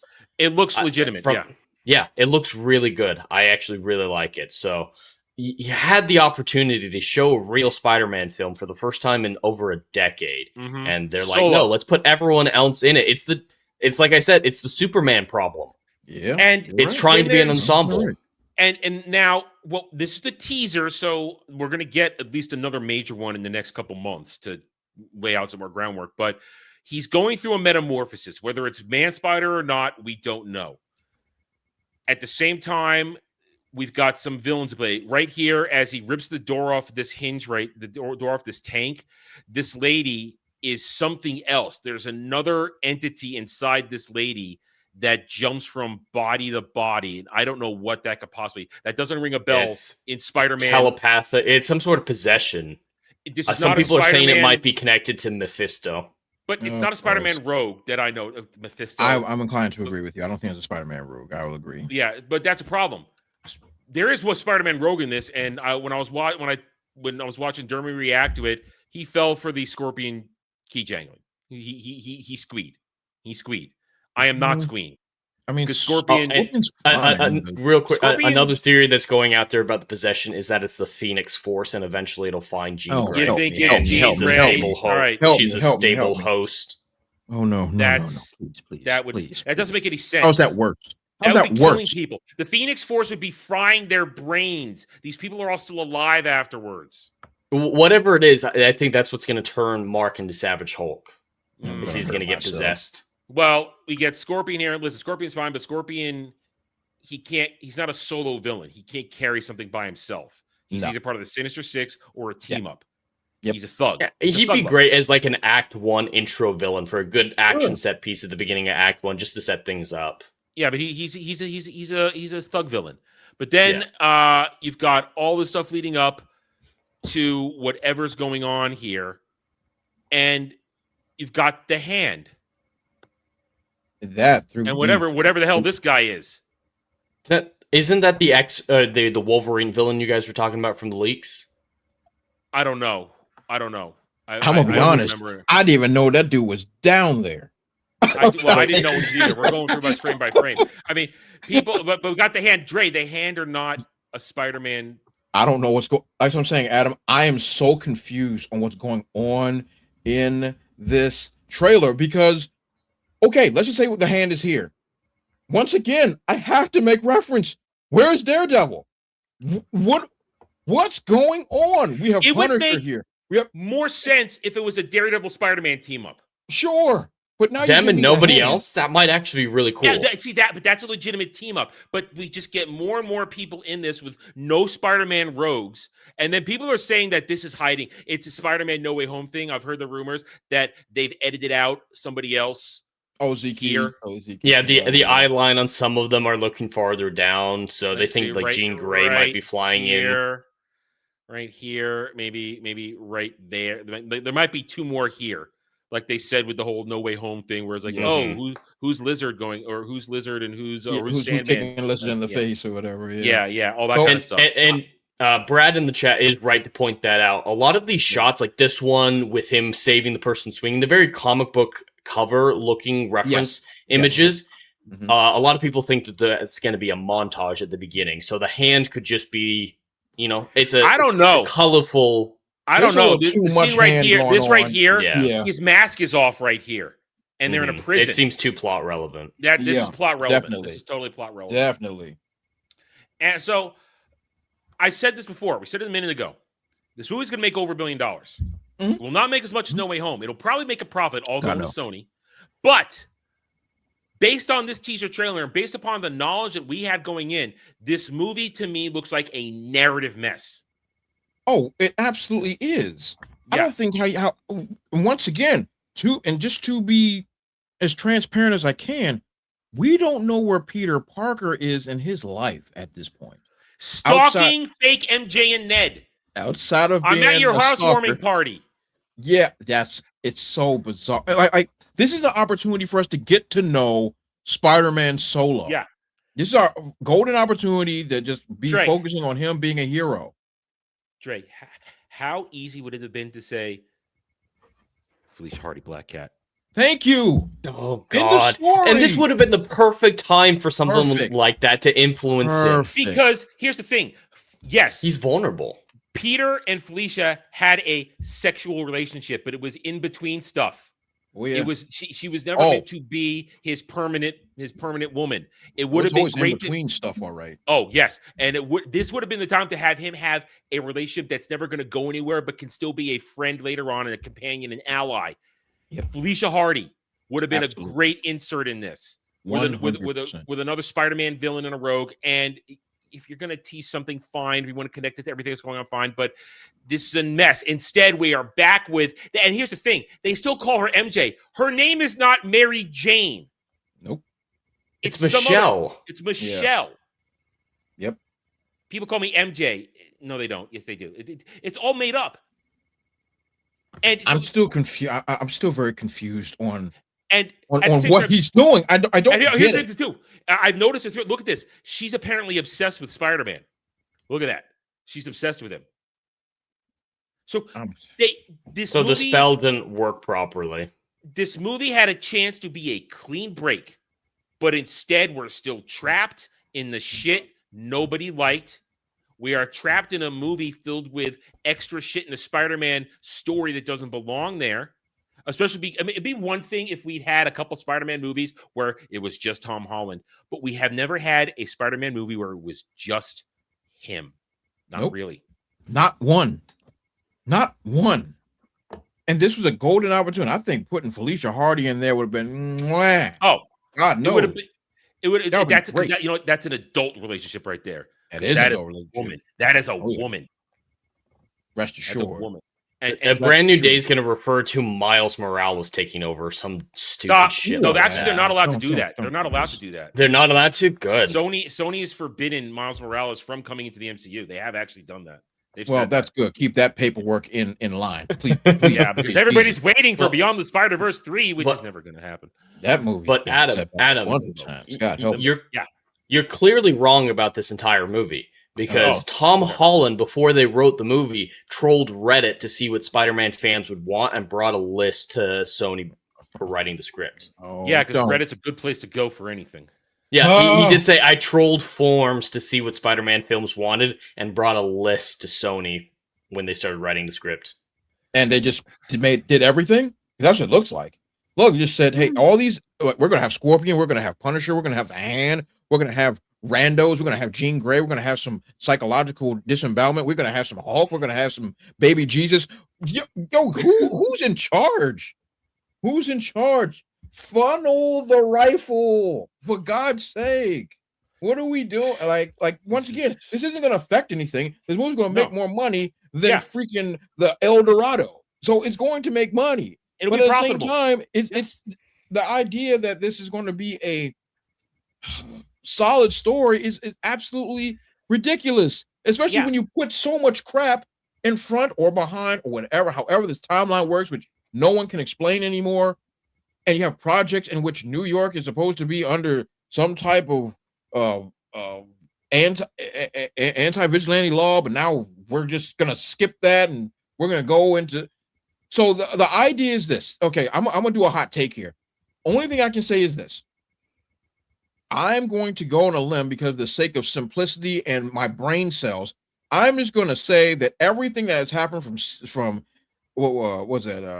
Phase 4 and Phase 5 are all happening in the straight line. For the sake of my brain, that's the only way I'm going to do this. Everything's happening in a straight line. Daredevil season 2 is this week. I am going to go on a limb and say that Daredevil saves the day and defeats Kingpin, and therefore we're going to get this lady to be mayor.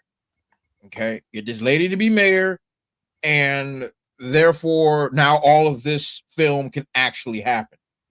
If this does not happen, my brain is going to shatter in about 472,000 pieces in order to try to justify what the heck I'm seeing. If it doesn't, well, this is on July 31st.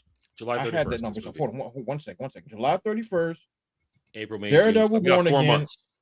Daredevil Born Again is running from March to May 12th. Yeah. So by the time May 12th runs around, Kingpin got to be back in jail, and we got to have this black Mexican as mayor. Which I'm looking at her. She might have been the assistant to him in the first season. It might have been. I erased a lot of that stuff out of my memory, to be completely honest with you. But I think the black Mexican may have been his assistant. And I'll take your word for it. I remember who you're talking about. Yeah, maybe. that might be her. I'm going to assume it is for the sake of my brain to continue functioning properly. Okay. I'm going to assume that's her. I'm going to assume come May 12th, Kingpin is going to be out on the streets begging for coins, and she's going to become the new mayor. Then this movie happens, and then we can all follow what's happening. Then while we have the hand running around is beyond me, but that's a conversation for another time. But that's what I'm going to say. It might be a hot take, and here we go. If it doesn't happen, I might have to throw myself out this window. Plain and simple. That's Are you on the first floor or the second floor? It's high enough. It's gonna hurt. There will be a broken arm. No, there will be a hospital stay. I promise you, for sure. Okay, Brad said it's confirmed. So that it is the Kingpin's assistant. Maybe deputy mayor. Maybe she's the deputy mayor. I don't know. Okay. At least in season 1, she was running his campaign, is what I remember. If we're thinking, I think that was right. Yeah. The actress confirmed. Okay. Cool. So that is the black Mexican that was his assistant in the mayor's office. Cool. Very good.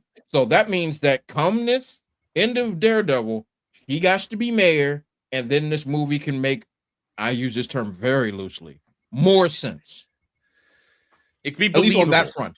I think the word is believable. Yes, at least on the anti-vigilante thing, and have Punisher run around shooting people in the face.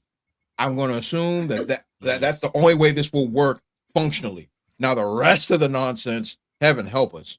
But that's what I'm going to say. That's my hot take. Yeah, and I don't disagree with anything you just said. And the bottom line is, it'll make money. It's going to be a narrative mess. It'll be more profitable than Doomsday. Oh, I agree. Because Doomsday needs $2 billion to break even. This one probably only needs this one probably needs about 600-700 to break even, is my guess, somewhere around that. Because I bet they spent. Let me see what the budget on this was. Spider-Man, Brand New Day. If I could type, I hate seeing an angle. Always goes wrong.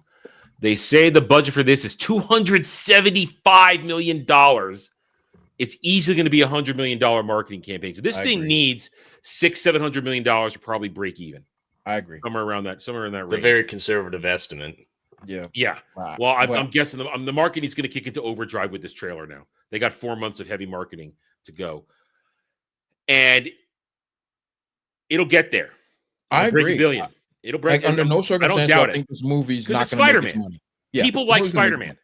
People like Spider-Man. He is the number one here in the world.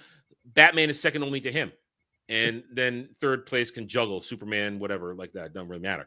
Point is, it's going to make its money, but it will not have the repeat business of No Way Home. Oh, I agree with that. It will not have the repeat business, and I think the word of mouth is going to be stale. I don't think it's going to be hated. I just think it's going to be kind of messy. I got some kind of like Far From Home. Far From Home's word of mouth wasn't great. That was not a good movie. It was not a good movie. Mid movie. The end of it was good. The fight against Mysterio at the end was a real Spider-Man fight against Mysterio, but getting there was a chore in that movie. Was a waste. I've been on record. I hate both of those movies. Mhm. Was it Homecoming and Yeah. Mhm. No Far From Home? Homecoming's the only one I bought. Now that's because I was caught up in the whole craze of making sure my collection is complete. Fine. I've got no qualms with that. I hate that movie. That movie's dumb. I think it's stupid. I think the premise is retarded. Everything about that movie doesn't work. I hate that film. The stupid movie. That's the worst You Spider-Man don't like movie I've ever Iron seen. Spider? Everything about freaking Tom Holland's armored Spider-Man crap and Tony Stark still following around like a sick puppy and he's calling like he's his daddy. I hate that movie. I hate that movie. The movie is garbage Takes from away start to agency. finish. And his little half-breed black-white girlfriend, all that stuff, all that movie, the whole movie. I hate everything about that movie. And then freaking Far From Home, I hate that movie until we actually have the heel turn for Mysterio. That's when things get interesting for me to see that he was pretending the whole time. And then That he bar gets- scene he is gets- ridiculous. The Yeah. exposition in Spider-Sense. that bar scene. We get Yeah. Spider-Sense kicking in, and it's a good Spider-Man fight against Mysterio at the end. I like it. yes, But getting fight there is isn't very sure. good. It's It's such movie's a a chore. hard ass, but No Way Home, I love that movie. It's dumb, but everything about it was fun, nostalgia bumps, all the character references I wanted to see outside of Tobey Maguire and Green Goblin never interacting with each other. That was weird. But other than that, I really, really enjoyed that movie. I was able to turn my brain off and enjoy. This film does not have the goodwill to carry, first and foremost. And secondly, this does not have the narrative buildup from the previous films. This has nothing that's built on. Yeah. This film is built on nothing. Season 4. Phase 4 and Phase 5 has been a wet fart. It's been a wet fart for about 7 years. This just has to stand on its own to be great. Well, I Period. think I've heard it said repeatedly. They just don't think Tom Holland can carry a movie by himself. That's one of the fears. I'm not going to argue against that at all. Yeah. I'm not going to argue against that. They just can't do it. And I would have said this is the moment to give him a chance. This was the moment. It would have been a clean slate, no baggage. I mean, to your point, nothing happened because there's no baggage. It would have been a fresh everything, and you could have actually steered back into actual Spider-Man lore instead of what the MCU has been pushing. Yep. You could have had Felicia Hardy as a sort of a semi-antagonist turned love interest, which would be legitimate. And you could have picked another part of the Rogues Gallery that can carry a movie. I mean, you can't do Green Goblin, you can't do Doc Ock, unfortunately, but there's still others in there you could have gone with, or at least a team up, and it would have been good without pulling from other Rogues Galleries or individuals and then cramming it in with Ruffalo Hulk, possible Sadie Sink, Jean Grey. I know it would be accused of recency issues, but I think Black Cat and Kraven as the primary villain would have worked thematically with where he's at right now. Sure. Someone who's a lot more brutal like Kraven. I agree. And that we haven't seen live action before. In a Spider-Man movie. We did see Kraven. Nope, we did. nope, Kraven we didn't. last year. In a Spider-Man movie. Adam, that didn't happen. That was a fever dream, a collective fever dream. We all took some bad HTC. We're good now. It was just a bad fever dream. We're good. So yes, have Kraven live action for the first time. That would be great. I love Kraven the Hunter, and I love Black Cat. I think it would be great. Oh, I think that would be really, really good. And if they wanted to do Man-Spider, you could have tied it in like that because he's a creature. Sure, a good hunt for Kraven. Yeah. Yep. He hears about Man-Spider. And that's his whole shtick, is that Spider-Man is the ultimate prey. And I like that. And then let's just say he loses like gets caught or whatever, and then he, starts injecting himself and tries to push forward his mutation, and then we get Man-Spider. I'll be okay with that. That sounds like fun to me. Yeah. But this hodgepodge of throw every character we have, we just dumped all of our toys on the floor. Yeah. We just dumped all our toys on the floor. I'm just like, bro, like, come on. We could do better. Now, but as far as getting buzz, that's why I'll say this. The trailer did what it's supposed to do. It got a lot of views. Yeah, it's got us talking about it. It's got some people excited. It's got some people like, ooh, what we really going to do? Is this going to be able to, and then other people, Oh, we're so back. Everybody is talking about it. So the trailer did what it is supposed to do. Polarization. And this joint's going to make goggles of money. And it's going to do just fine. But as far as quality is concerned, is where I have to plant my flag. Because these Spider-Man movies have not been good.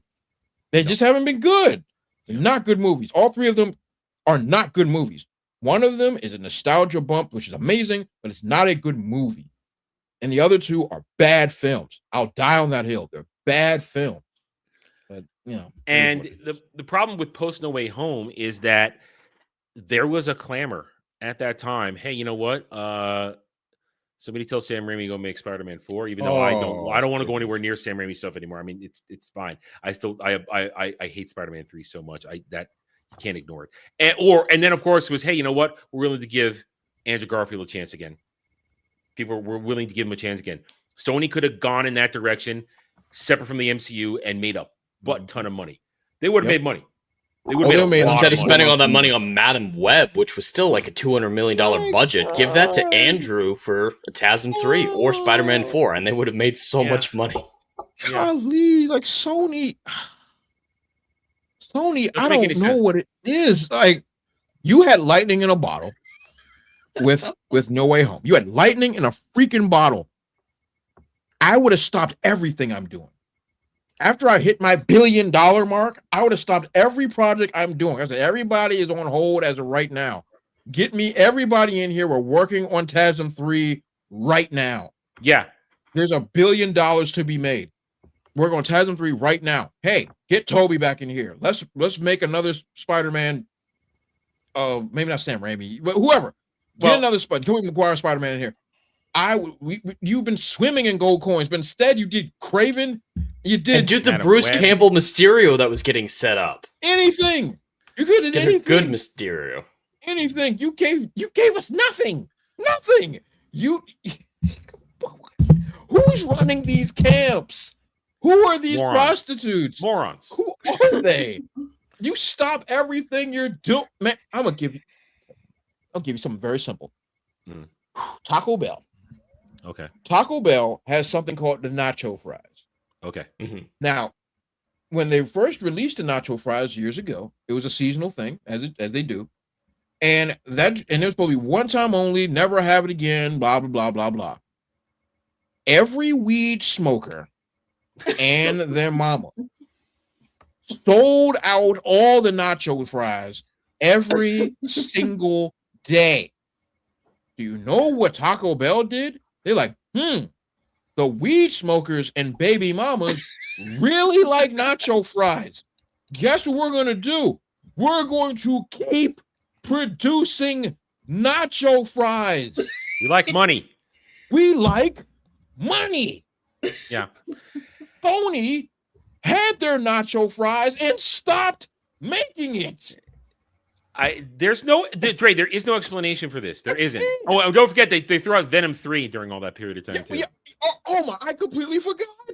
Venom 3, Craven, Madam Web, just terrible ideas. Morbius was before. That was before. Was it? Okay. It was before. Whatever. You did nothing. You had nacho fries, and then you did nothing with it. You made a chicken sandwich. You gave a chicken sandwich. I want nacho fries. I got chicken sandwiches, baby. I don't want no chicken sandwich. Who wants a chicken sandwich from Taco Bell? It's 2:30 in the morning. I just got out of the club and I'm a little hungover. Give me nacho fries. What are we doing? Is everybody allergic to money? Well, it's because for a lot of people, these aren't people that understand the product, the IP, the worlds they're working with. They don't. Amy Pascal's an idiot. The film made almost $2 billion. That doesn't move the needle. 2 bills. You're not going to sit there and be like.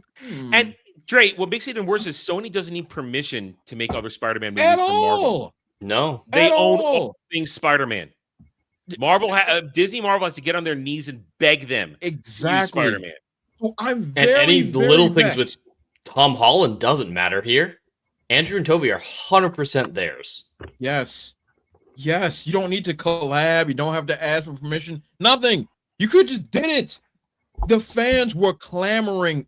Money was pouring out of people's pockets, ready for you to put TASM 3 up there. Have Andrew have his one last really good movie. Money would have been raining down like a hailstorm. I don't understand. Yep. 1.9 bill? 1.9 bill, Adam. It is mind-boggling. It's the same reason, but it boils out of the same reason every time. These people do not understand the properties that they're working with. They just don't. They don't. It's insanity. Some idiot tells them, yeah, go in this direction. It'll work fine. And they go in that direction, even though everybody's saying, no, we don't want to see this. We don't want to see that. Give us the thing we got excited for. But they don't. Either way, excuse me. We will see what happens with Spider-Man Brand New Day. I think our predictions are going to hold true. I think it's going to tap out somewhere around 1.213. I think that's its ceiling. But it's not going to take off. It's not going to take off, and it's going to be received middle of the road. Not going to be hated, but not going to be loved. It's going to be the highest netting superhero movie this year. Oh, this year. Oh, yeah, we most profitable superhero movie this year because Doomsday will not make that money. And Doomsday's not going to make money at all. Supergirl. We're that's on the shelf. We'll come back to that in 2 months. I'm forgetting that movie's coming out. I'll be honest with you. Clayface. Well, Clayface has a really small budget. It might make money, but it's not going to be a rousing success. Because Clayface will probably make a couple $100 million, but no one's going to talk about it because Batman is not involved. It all depends on that first trailer. If that first trailer is garbage, any little interest in it will die. Anyway, all right. Well, we got one more thing to talk about, and this might get a little controversial because there is some, I would say, partial legitimate, partial manufactured controversy. We had a good, very, very big game released this week. One people a lot of were excited for. I myself, my physical copy arrived a day earlier than I thought. Crimson Desert. Nice. Crimson Desert. Billed as an open world game with some RPG-ish elements, but it's essentially you get kind of story where your group gets screwed over, you go on a revenge mission, but at the same time there's other shit going on in the world you got to help stop and save. Other than that, though, it's a massively open world game and where you can basically just fuck off and do whatever you want. I mean, I have played 2 streaming sessions. I've played a little bit offline. I've got about 10 hours in it right now, a little over 10 hours. And before we get into the news parts of it, I will just say this. I enjoy the game so far. I'm having fun. The moment I left the opening sequences and I was deposited in the world, I literally was allowed to go off and do whatever the hell I wanted. The game did not stop me. I wandered off into the wilderness. I fought bandits. I killed things. I killed little creatures. Seems like the great description for it is sandbox. It is. It's an open world sandbox. Now, I don't know if there's any building aspects to it, although we do have an ability to move things around, but it's definitely a game. It is the game that I saw advertised. Go out and explore. There are 76 bosses. I haven't found one yet because also I've done literally this much of the story because I just wandered off into the wilderness. I had to go back yesterday and do the story because I want to try and get to the point where I have an actual base camp where I can have a storage facility and storage box and maybe get some companions, stuff like that. But I steered back. But I will say this. I'm enjoying it. There's commentary going around, though, about this game. Because first it started earlier in the week where the fake Game Journal gamers, the people who got their hands on it first, they gave it a score of 78 on Metacritic. It's over. It's done because Metacritic apparently rules us all when it comes to choosing our games. I did a little bit on that earlier this week. Why do we care what those people think? They didn't play the whole game. They played a couple hours of it and cried because it's probably too hard. Now, there's no difficulty setting leveling. It's just the game. There's no difficulty. You just go in. Yeah, Breath of the Wild is a great comparison to it because it has a similar difficulty system, similar stamina. It, like they're saying in the chat, Breath of the Wild and Red Dead had a baby with Skyrim. Yeah, there's definitely elements both of the game from the stamina system, and I was telling Jed earlier, the bounty hunting system. Got to tie them up and bring them there, just like in Red Dead 2. Definitely, it's very Breath of the Wild. There is an upper area called the Abyss structures. You can skydive from them when you're up there. I just got an achievement I have to get a new upgrade relic. Reached from the Abyss to the ground in less than 30 seconds. So I gotta dive and not splat on the ground. Now I have died, but it's because I ran into a monster that kicked my ass. I didn't know it was a monster. These weird little block things were on a side of a cliff, and I thought they were thinking something I could mine. And I went up, and they sprang up, and they started fighting. I was going, ah! And I died. And then I went up there and tried to do it again, and they still killed me because they hit harder than I could defend against. So I said, you know what? I'm gonna back off from this and come back later when I'm stronger.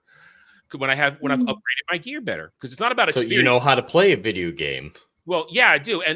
But we got to this. So then the reports were there's problems with the gameplay. There are glitches, mainly on PC. Newsflash, there's always going to be glitches on PCs. Newsflash, that's par for the course. And this and that, and you shouldn't buy this game. You shouldn't buy this game. Well, in 24 hours, 2 million people bought the game. They were very quick to release this information. And it had over 250,000 people at peak on Steam. And that's just Steam.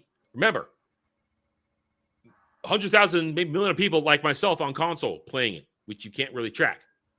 Bottom line is, the game has started off well, but there are concerns. As I said, people are complaining about the gameplay. They're complaining about glitches. I personally have only encountered one bug. There's a map bug where I'm scanning the map on occasion and the game will crash. That's it. I have not experienced anything else. As far as gameplay goes, have we all played an Elder Scrolls game here? I've worked on a couple of them.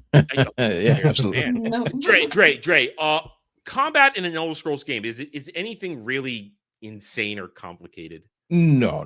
The mechanics are very, very simple. It just depends on what kind of how you want to play. So it's very, very okay. simple. Yeah, the magic play styles can get a little bit more complicated. Well, but if you're a right. melee player, sword and shield or bow, it's incredibly. You run in there, you just smash shit. There's no content.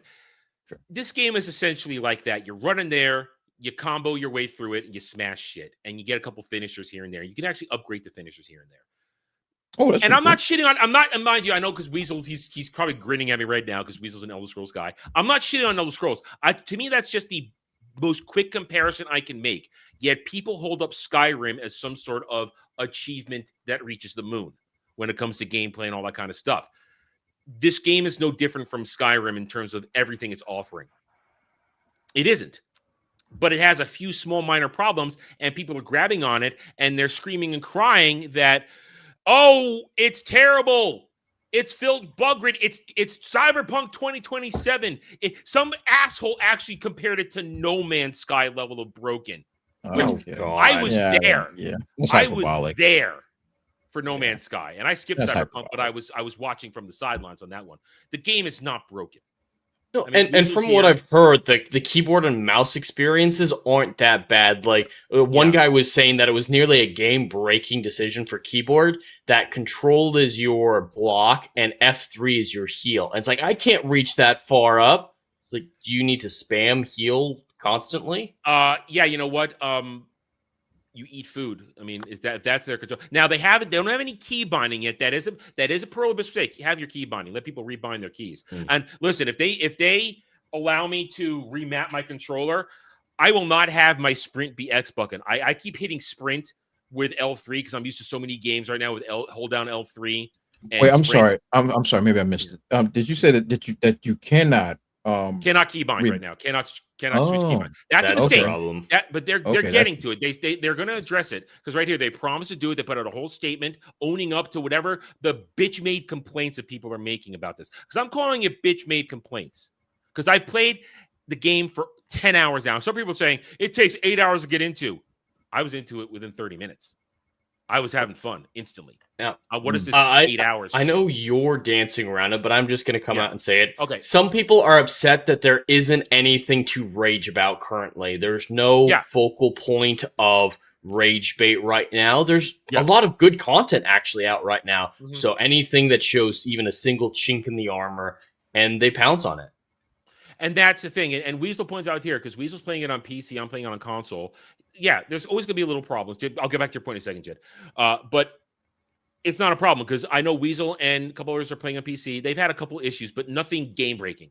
They're working their way around it. And Pearl Biz says they're going to fix it. But to your point, Jed, to your point, I think you're right. I think there are some people, some of you might know who I'm talking about. I'm not going to start drama by dropping names. Let's just say that there's a new wave of grifters out there who have based their content on rage, on stoking up your anger, and they are all claiming, I'm so sad that I spent my $70 on this, and I'm having all these problems, and maybe it's because I'm on the PS5. Actually, it plays really well on the PS5. The only problems I had were because of my computer, and I had problems with OBS and streaming. That's why it looked bad on my stream, because I have an old computer, and I had to monkey with OBS's settings so that it didn't lag during combat. That was a me problem, not a PS5 or game problem. And if I had to, I could have gone to a different computer eventually, but I seem to have fixed that last night. Nobody said there were any problems last night. Point is, you're absolutely right, Jed. There are people who need to capitalize on anger in order to push their agenda. And there's no reason to do this for this game. Now, did this game overpromise and underdeliver? I don't know yet. I haven't played enough of it to make that determination. All I know is that I was promised an open world game where I could go around and explore. And I've gotten that. So far, I've gotten that. I am finding shit like a lot of the more crazy promises were read into by viewers. The trailers didn't promise anything except for what you just said, Adam, but the hype was manufactured to a certain degree, and when that hype didn't match reality, there was disappointment. And minor optimization issues, yes, they're annoying and you call them out, absolutely, but you can't say it's a disaster that must be destroyed. You just say, all right, I'll wait a little bit. That's what I'm doing, is because I'm playing Spider-Man 2 right now and have so much going on in my life, I'm waiting on it. And as soon as I get around to it, I still plan on playing it. Everything I've heard has not turned me away. Yeah. And maybe by then, the patches will begin. And I can't comment on the story because I barely done anything. Weasel said, Chapter 3, I get my base. Great. Next time I play for the stream, we got to push to Chapter 3. I just started Chapter 2. In fact, I can't go back to the starting city because it's going to trigger a Chapter 2 thing. So I kind of got to dance around and find other vendors to sell shit to without going too deep into the city. Otherwise, I will remove content that I promised for streaming. But the game, I don't understand the controversy for this because they're apologizing. And that is also, too, the boogeyman. AI. Oh, no. They used some AI assets maybe that they maybe forgot to take out. Automatically, people are triggered by the word AI. It's the boogeyman right now. It's essentially the exact same thing that happened with Expedition 33. These are background images that were just part of the scenery that they didn't replace. And they said they do plan on doing it. It's just there's so many of them. It's like a poster on a wall in a tavern. That's what they have AI in I've there. had people come in my chat say, this looks like AI slop. I don't see it. Doesn't look like AI slop to me. It looks fine. People want to be angry at this game, and I think they don't know why. That's correct. I think it is just people are having a good time. It seems to be a very recurring theme. People are having a good time with a game that is delivering, from what I understand, delivering on what they said they were going to do. And here comes professional haters. Like, oh no, it's not this, or it might have something that has got nothing to do with cutting off your penis and whatever these freaks are, whatever they got going on in their mind. But as far as, and I'll attest to the AI usage, when it comes to assets, before AI was a thing, there was something called placeholders. Now, when we're doing placeholders, do you know what placeholders used to look like? Red and white exclamation points. That's what they used to look like back in the day when we used to do them. Red and white exclamation points, which will be a signal to the devs that this is a missing asset or a temporary asset. Clearly, that's not great with modern gaming, because if you forget one, And you're gonna someone's going to run into a cell or run into a Yeah. new loading area and see a bunch of red and white exclamation points. So in order to do that, they used AI in order to pretty much cover the exclamation points. So they're going to have something there as a placeholder, whether it be a poster, whether it be a rock, whatever the case may be of the asset.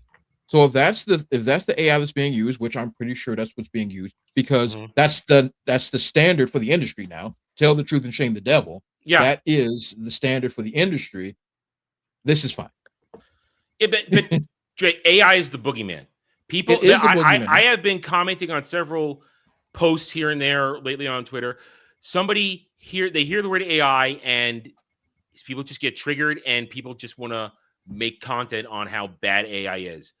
And yes, it's to a certain extent, yes, AI can be looked at as a boogeyman because, quite frankly, Fortune 500 companies have fired a whole bunch of people. Oh yeah, well, because listen, of the use it's of AI. It's fucking up industry right now because they're dumping too much money into something that doesn't need that much money dumped into it, all because they're scared of Chi-Coms making a better AI. 100% correct. And so people's lives have been ruined, 110%. Yeah, God knows I've been on that receiving end. So I understand where the fear is coming from. But your fear shouldn't be of the AI. Your fear should be with the Fortune 500 companies that's using it to abuse you. That's different. It's a tool. It all depends on how you use it. Like anything that has a tool. It's a tool. So that's the problem. There are people who are, and Jeb was absolutely right, there are people who are latching onto this. And in my opinion, the instant anger tells me you barely played it. You barely played it. And I don't believe this whole it takes 8 hours to get good.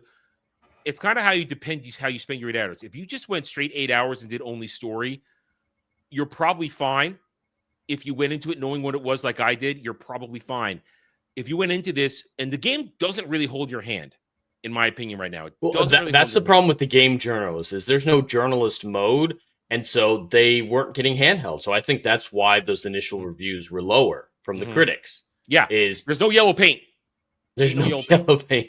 I mean, you'll get a prompt when you get close to something to use your ability, but that's how you know you use your ability. I mean, I had to lift a wall, and I was a couple feet too far away. I kept going. I'm hitting the combination buttons while I'm not working. I had to take a step closer so the prompt appeared to allow me to trigger the ability. That's fine. But I don't know if you'll get this reference, Adam, but a lot of people were comparing the tutorial to Zelda Twilight Princess, as in it was ridiculously long. Did you find the tutorial to be too long of a segment? Because that is a criticism I've heard a lot. I don't know what the tutorial was and what wasn't because I fucked off. Well, apparently, before you're able to get out into the world, so like you wake up on the side of a lake. Apparently, everything before that is tutorial. That was 10 minutes. Was that it? Your opening battle where all your Greymane brethren get slaughtered. Mm-hmm. If that's tutorial, it's 10 minutes. You don't even get to customize. So there wasn't a slog about learning all your different abilities, like 20 different abilities. Well, if you progress through the story and you go to each part, you get your new ability, and then you have to learn how to use it for puzzle stuff. Or every time you learn something new, it's like, oh, here's how you fish, here's how you log. Mm-hmm. If you've done this, if you do this quest, here's how you mine. Here's how you cook. I mean, and it's just a little picture. It all depends on who you play, then. I mean, it's how you play. I mean, one could say I'm still in tutorial because I've unlocked things I don't have access to yet. It told me how to do basically trading. I don't have anybody to trade with. I'm carrying around all this expensive shit I can wrap up and package and trade, and I have nowhere to put it. One of the other bigger complaints, too, is the storage problem because there's a storage chest in your first tent, but you can't put anything in it. And I think people are saying it's like Borderlands 3 or 4 or whatever. It's just thing doesn't work. It's annoying, but I went into town quickly and I did a bunch of quests and I expanded my inventory by 20 slots by buying. I mean, every vendor sells a 50 copper expansion slot, and every time you complete a quest, you get another 3 expansion slots in your inventory. So I went from having roughly 50, I've got 84 now, 84 slots. So and you guys know from watching, I'm a pack rat. I see shit, I pick it up because I'm a crafter. So I tend to grab everything. For a while there, I was overloaded because I was grabbing bugs, I was grabbing lizards, I was grabbing bunny rabbits and killing them. I was doing all kinds of stuff. And suddenly I was overloaded, and I went back to the storage chest and wouldn't let me put it in there, and I got a little annoyed. Well, according to what I hear, once you get to the, as Weasel pointed out, when you get to chapter 3, you get your first base camp. You'll be a storage chest there. Okay, so I got to work a little harder before I get there. I can work a little harder. Right now, while I wander around, I just will mitigate what I pick up. And the thing is, I can't even do alchemy yet. I haven't gotten the alchemy tutorial yet. So all the extra shit to make shit for alchemy ingredients, I just throw them away. I'll go pick them up later. What I do carry around is I carry around ore, I carry around weapons for selling. And the inventory system does have an interesting thing. You can select to group everything of the same type, and it just stacks them.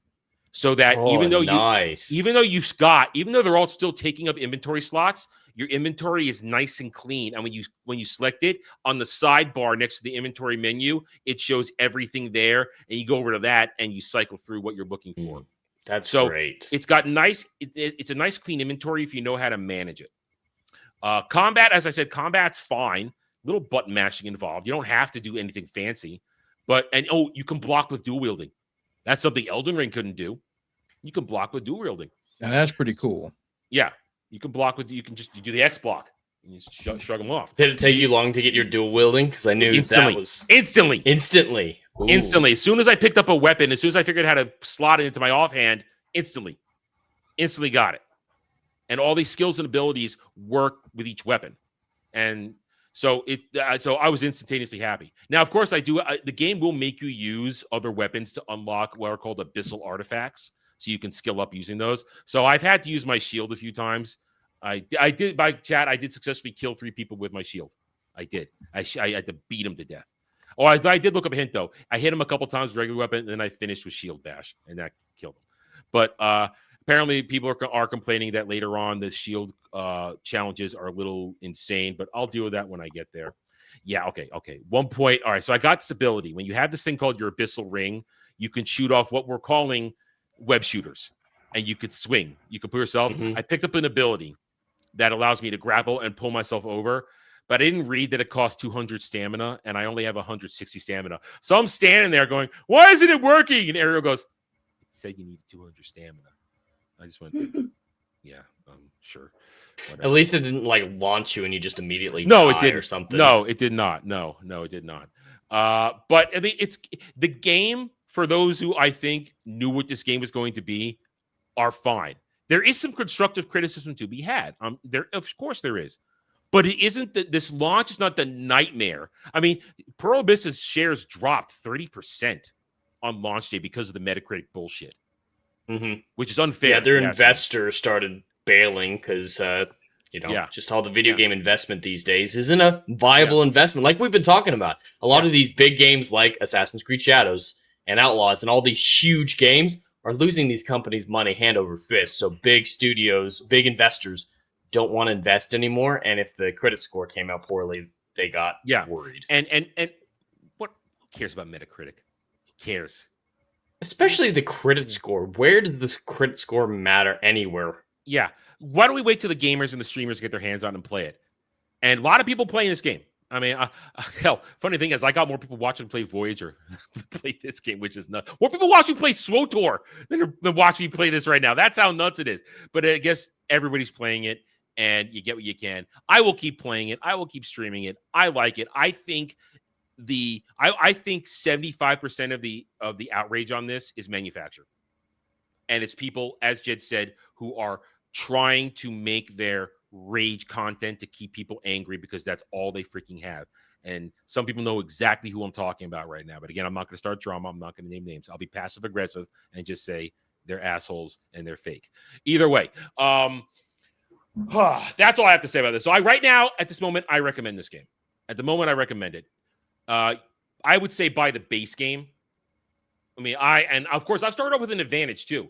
I bought it with the PS5, which I got the PS5 bonus, and because I got it from Amazon, I got basically level 3 gear from the start. And because of the way it works, I got it instantly, Jed, from the start of the game. Loaded in with it. Loaded in right in there. I don't have to go to a chest or anything. I had it right away. So I've been playing with a little bit of an advantage right away, but there's a crafting system. You can upgrade shit, and I'm upgrading stuff. Like right now, I just upgraded the pendant and a ring I picked up, and I've got increased stamina regeneration, increased health regeneration now. So It works, and the health restoration system is like a lot of other games. Just hit on the directional pad, and it eats your food and restores your health, stuff like that. A lot of simple things. Now, do I hit wrong buttons a lot? Yeah, sure. I don't have muscle memory yet.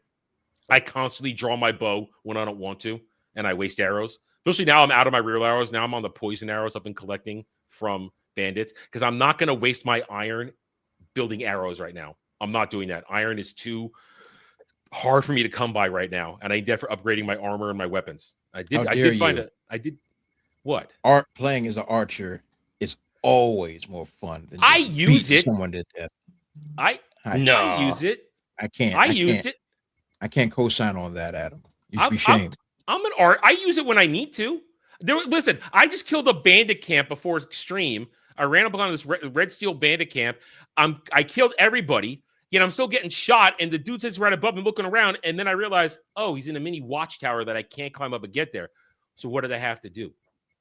Well, I had a couple options. One I didn't know about, but I shot him in the head with my bow and arrow. The good Lord intended. But, Trey, you know what I could have done? You were probably a stealth archer in Skyrim, weren't you?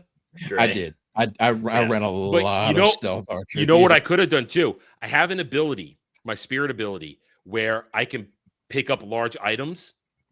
Okay. I can pick up a tree and I can beat people with. We're talking a full-on tree. That's kind of cool. Okay. I didn't have to shoot him. If I could have picked up the tree and I could have done. I should have just womp. And now I'm going to do that next time. I'm going to pick up a tree and hit him with it.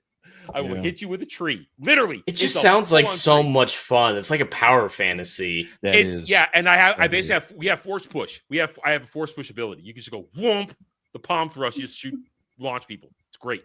It's great. It's kind of cool. It is. The game's got a lot of aspects that if you paid attention, it's exactly what you knew it was going to be. I think people, as you said, Jed, had a different expectation of this game, and their disappointment is turned into fake rage. That's what I think. But why get upset? I mean, like, from what I understand, make rage content. They need to make rage content. Yeah, there's nothing else to be angry about right now. Yeah, I mean, there's no Disney movie out. Yeah, I mean, you can be angry about hoppers. It's shit. But, oh wait, no, nobody gives a fuck. Nobody gives a fuck about hoppers. Wait, we're being about Project Hail Mary. Oh, Project Hail Mary. It's actually a decent movie. It's not a bad movie. People are loving it. Yeah, it's a good movie. Just not my. They wouldn't get away with it. Objectively, I can separate what it is and. Or pick out some other shit game that's out there. And there's plenty of other shit games to yell at, but oh no, this is the popular thing to talk about.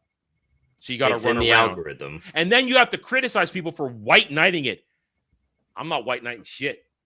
I put the time in and I'm making a general assessment based on what I've played so far.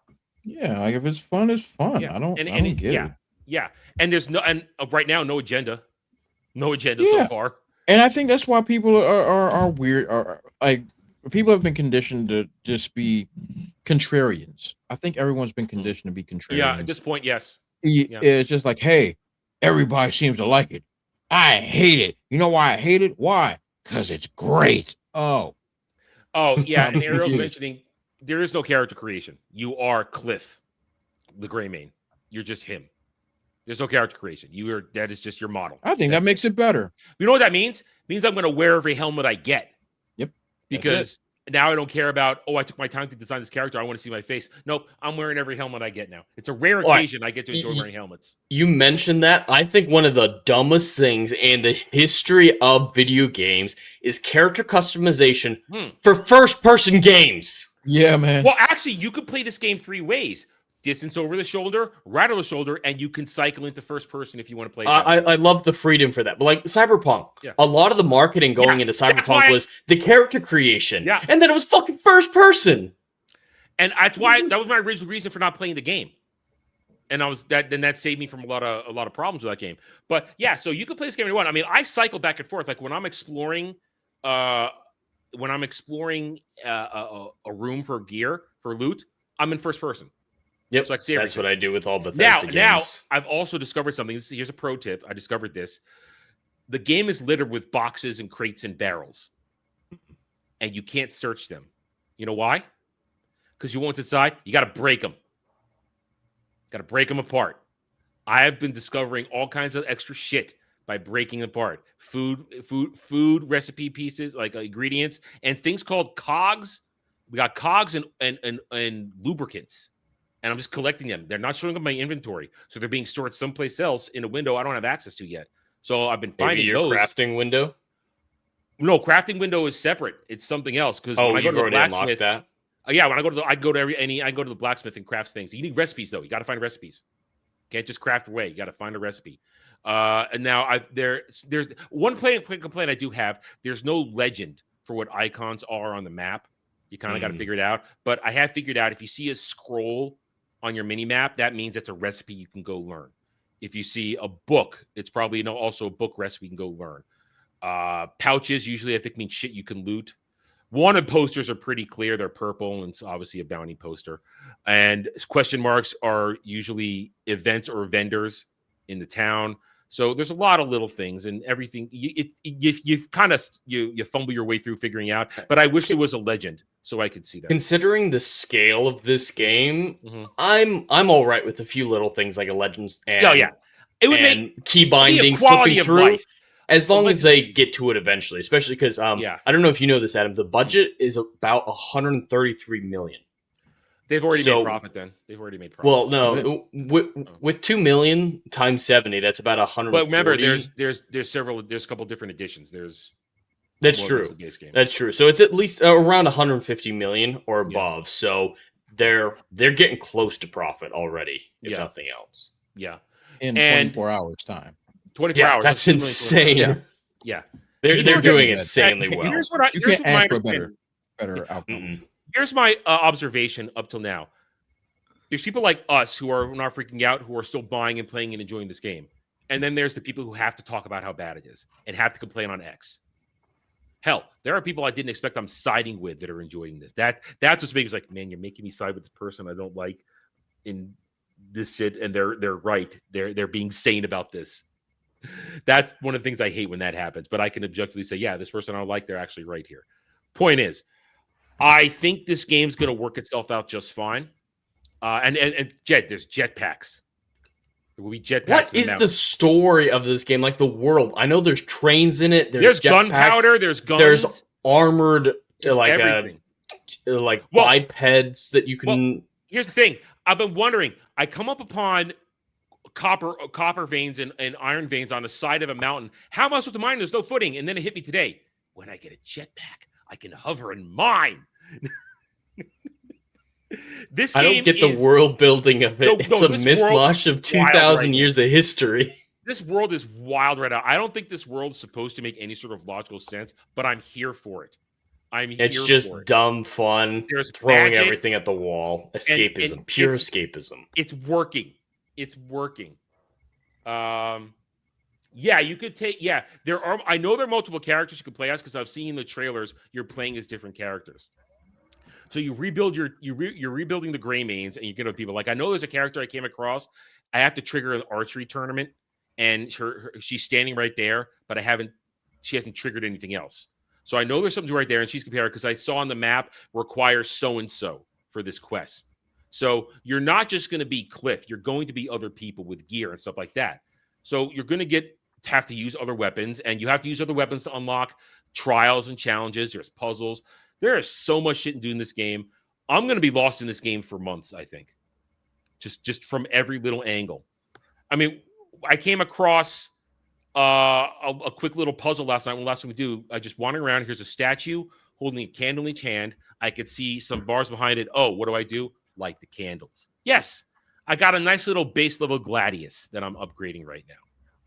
Nice. Just and you didn't need a little plaque or a pop-up to tell you what to do? No, because it's pretty fucking obvious when a statue's holding 2 unlit candles.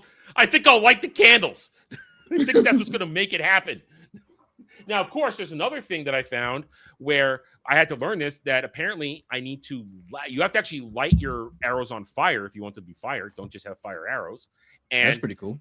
And arrows melt vines that are covering doors. And you can use your sword's reflection like a magnifying glass to do that as well. And that too, at the same time, your reflection can also show enemy weaknesses, and they can blind enemies. But it's timing because it's real combat. You have to actually go in that stance where they're coming at you.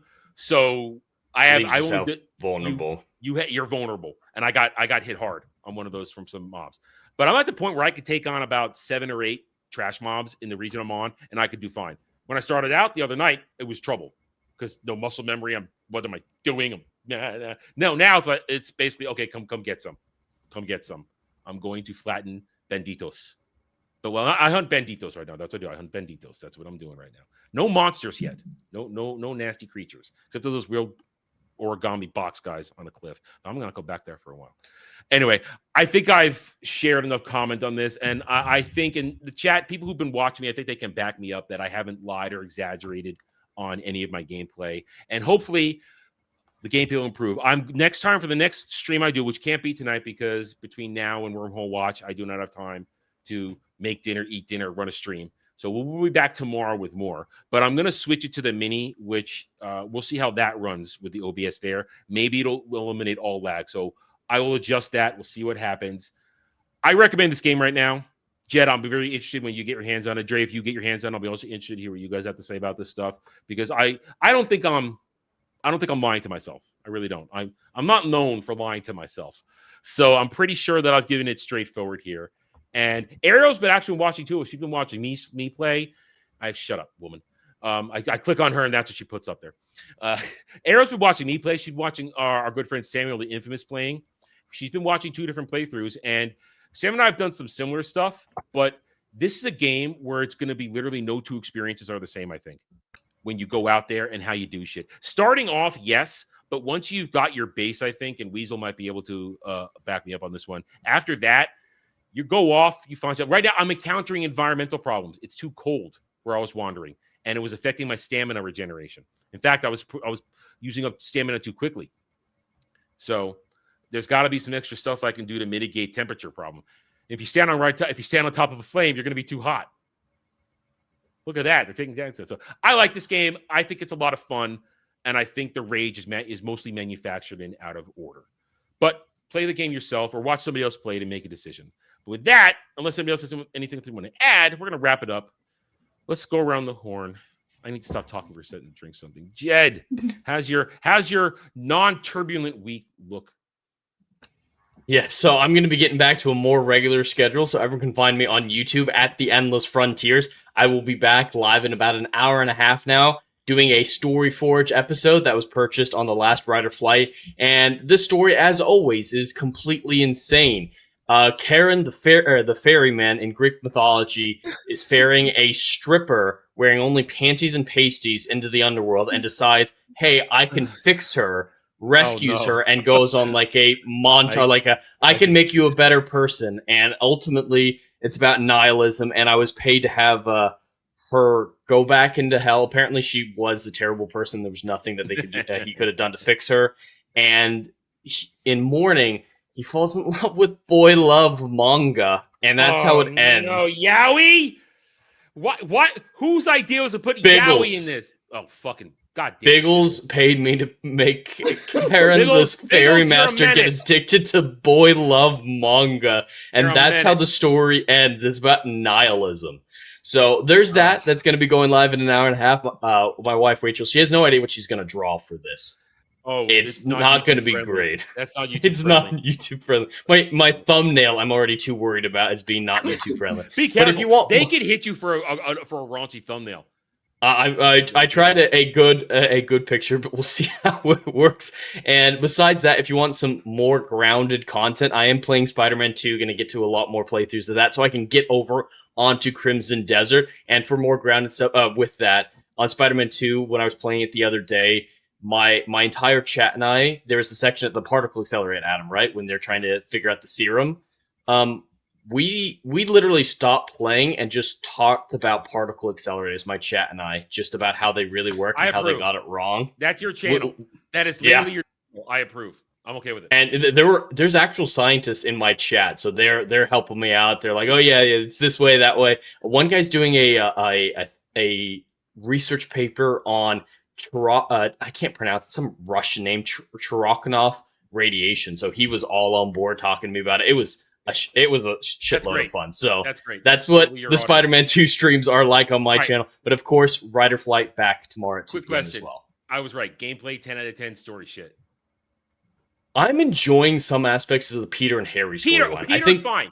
Peter's fine. You get to Miles and you're just going. I can't stand a single second of the Miles or MJ stuff. Have you But done the they did a Mysterios? great Mysterio. I did the initial one. Wasted on Miles. Completely wasted The on fucking Miles. DJ shit. Oh no, that was horrible. Now listen, you are a better man than I. I gave up streaming this halfway through just to finish it and get it done. I stopped. I never finished my stream. I'm doing a lot of stuff offline. Just the main story quests I'm doing on stream. Yeah. I do have a deal with Fear of the Beardo. If I finish Spider-Man 2, he will play Expedition 33 on stream. So that was the deal. That's why I'm playing Spider-Man 2. So I will. Well, I'm there. I'm there for him if he needs it. We're both there for him. You were there for him. He needs it. But yeah, I'm having a good time. The Harry storyline. They did a really good job making me care for Harry very quickly. The Harry Peter stuff. Loving that. Problem is, but Harry's not Miles Venom. is an evil person. Miles is legitimately a selfish, narcissistic ass. Yeah, and Miles his is mom's terrible. MJ, God, she's a fucking idiot. Yeah. It's always Peter's fault that she puts herself in trouble, and then he has to save her. And she's like, "How dare you?"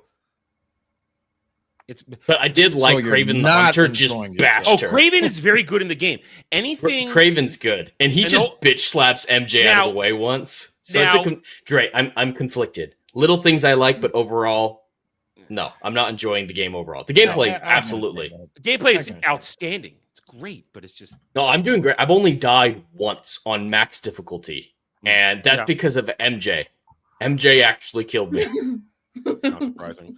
That sounds right. But I got like a combo of 300 as well. Like I'm the combat. I'm having a great platinumed time that with. game. I platinumed it. I did everything. I'm not going to spend enough time to platinum it. I'm not doing the side I did shit. everything. I did everything because I was. I'm just barreling through. The Mysterio stuff is fucking bullshit. The Mysterio. It wasted on Miles. DJ. Just wasted. Yeah. And was Miles the DJ in the comics? I don't know. It feels like one black stereotype after another. Legitimately, every 2 seconds, it's like no, I don't think the hand is involved. No, the enemies in this game are, of course, Harry Venom, which is wrong. You've got Craven's hunters are the big the Craven part of it, and your side missions involve the cult surrounding Cletus Cassidy, or you find out it's Cletus Cassidy at the end.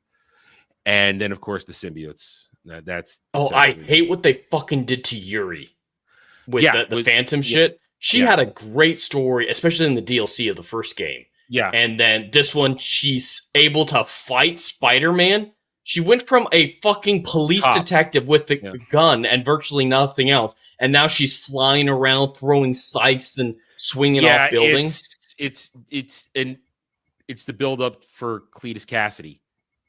And it's fucking it's not, bullshit. and it's she not, was a it's not great character, and now she's just a bitch. No, Carnage, Ariel, Carnage, Cletus Cassidy, Carnage, which is butchered. So this game butchers so much lore that it's fun to play, but the stories are just terrible. And the Peter stuff is good, even though he looks like Tom Holland, Peter Parker. And even though the particle accelerator scene was hot, steamy bullshit, those things are supposed to be kept in vacuum. And there's not electrical discharge inside of them when you're crawling around inside. And they don't spark explosions and fires. Now, I did. The one thing I did enjoy is because one of the reasons I did as much as I could in that game was to unlock all the different suits so I could have suit appropriate moments. Of course, when Peter's in the symbiote, I went with classic comic book symbiote suit because I didn't want theirs. I wanted to look like proper symbiote. I love their base one from the beginning of the first game. That's one I use most of the time. But for Miles, I found the most racist one. It's where his his hair's sticking out. He has the open hair. Black and the tuxedo, the purple tuxedo, and the Timberlakes. I just used the most least offensive one so that I could get through it. The Black Cat is back in the game, and they turned her into a lesbian. And she was that we're talking about a model that was super hot in this game. Dude, that fucking quest line with her, with the Doctor Strange teleporting Skrull and Miles. Yeah, the teleportation was kind of cool, but it's wasted. You ruined the character. So what the hell? So Spider-Man 2. It's a so much mixed based bag on- that's not worth it. Yeah. Enough of the gameplay. The gameplay is virtually identical to 2018. Oh yeah. But the story in 18 is leagues superior. better. Superior. So just play 2018, and if you want more of that, play it again. I mean, they got rid of the suit superpowers. They replaced it with Peter's tech on his back and stuff like that. But that's the change in the gameplay. Anyway, Dre, what you got? I am having a very conflicted week upcoming. I don't want to watch Daredevil. I really don't. But I really don't want to watch this. But you're I really going wanna to. watch this, man. I really don't. But you're wanna going watch to. Just If- like I made Dermy play Pokapia. Oh, You're going to do God. this. He don't. listen. He ran out. Listen. He sends me a DM last night. Should I do stress or relaxation for game stream tonight? I say, well, what do you want? What do you want? Anybody stress or relaxation? I chose stress. So he played Resident Evil 2 remake for about an hour and a half. Okay. Then apparently, I'm told by Ariel, he got scared and went to Pokapia for the rest of the stream. Oh no! How did he get scared in that game? It's not Apparently, scared. Mr. X was chasing him and he couldn't handle it, so he ran. I'll do it. You just That is run stress- away. It's stress inducing though. I'll give him that. Yeah, back when I played it 30 years ago. Yeah. Yeah. it was So stress-inducing. I did it. I got him addicted to Pokapia. He's playing it offline too. So That's I won on that. gross, I man. won on that So one. yeah, so I am considering, and I use the term very loosely, Yeah.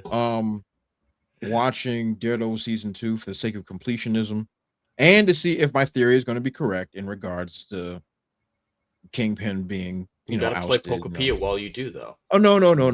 I gotta keep my kneecap somehow. Oh, So it was yeah, so Dasher I'm told me. considering- Okay, it was Dasher told me. Sorry, I assigned Ariel a wound that she didn't inflict. Oh, yeah. So I'm considering that. Also, I might be having another new independent creator coming on the Brutal Playing Comics YouTube channel. So definitely check that out. If scheduling is correct, it'll be at 12 p.m. Eastern Standard Time on Wednesday on the Brutal Playing Comics YouTube channel. Also, yeah. So we'll see. So follow me on X Twitter at TheBrood00, and of course check out my website bpcomics.io, where you can see all the stuff I got going on in the comic industry and voice work, and do all those great YouTube things like, comment, subscribe, and share. Okay, Dragon Lady. Not a lot really. Yeah, just not a lot really. Sorry. Okay. As for me, I'm trying to make sure that I provide all the proper content for everybody. So I'm going to do my best this week to give you guys videos along with all the streaming between Daily Dive and Cribs Desert gaming streams. I'm going to try and do my best to give you guys some real videos to watch because you guys deserve it. And guess what? Videos grow the channel. So we have to get back to that. Same time, Jed and I are back this weekend with Saturday Night Drive-In. I haven't decided yet. I'm torn between choosing a discussion movie or dumb fun. So I'll let you know. Give me another day or so. I have my dumb fun one chosen, which will at least be enjoyable. But I haven't decided if I have a heavy discussion one yet. So I need another day. I know. Other than that, that's all we got. So thank you, everybody, for watching us today. We hope you had a good time. You could show your love. If you're not going to show it with money, at least show it with likes and subscriptions. You know, that helps too. You can links your description below. Hit the like button, and we will see you guys next time. Until then, everybody, take it easy.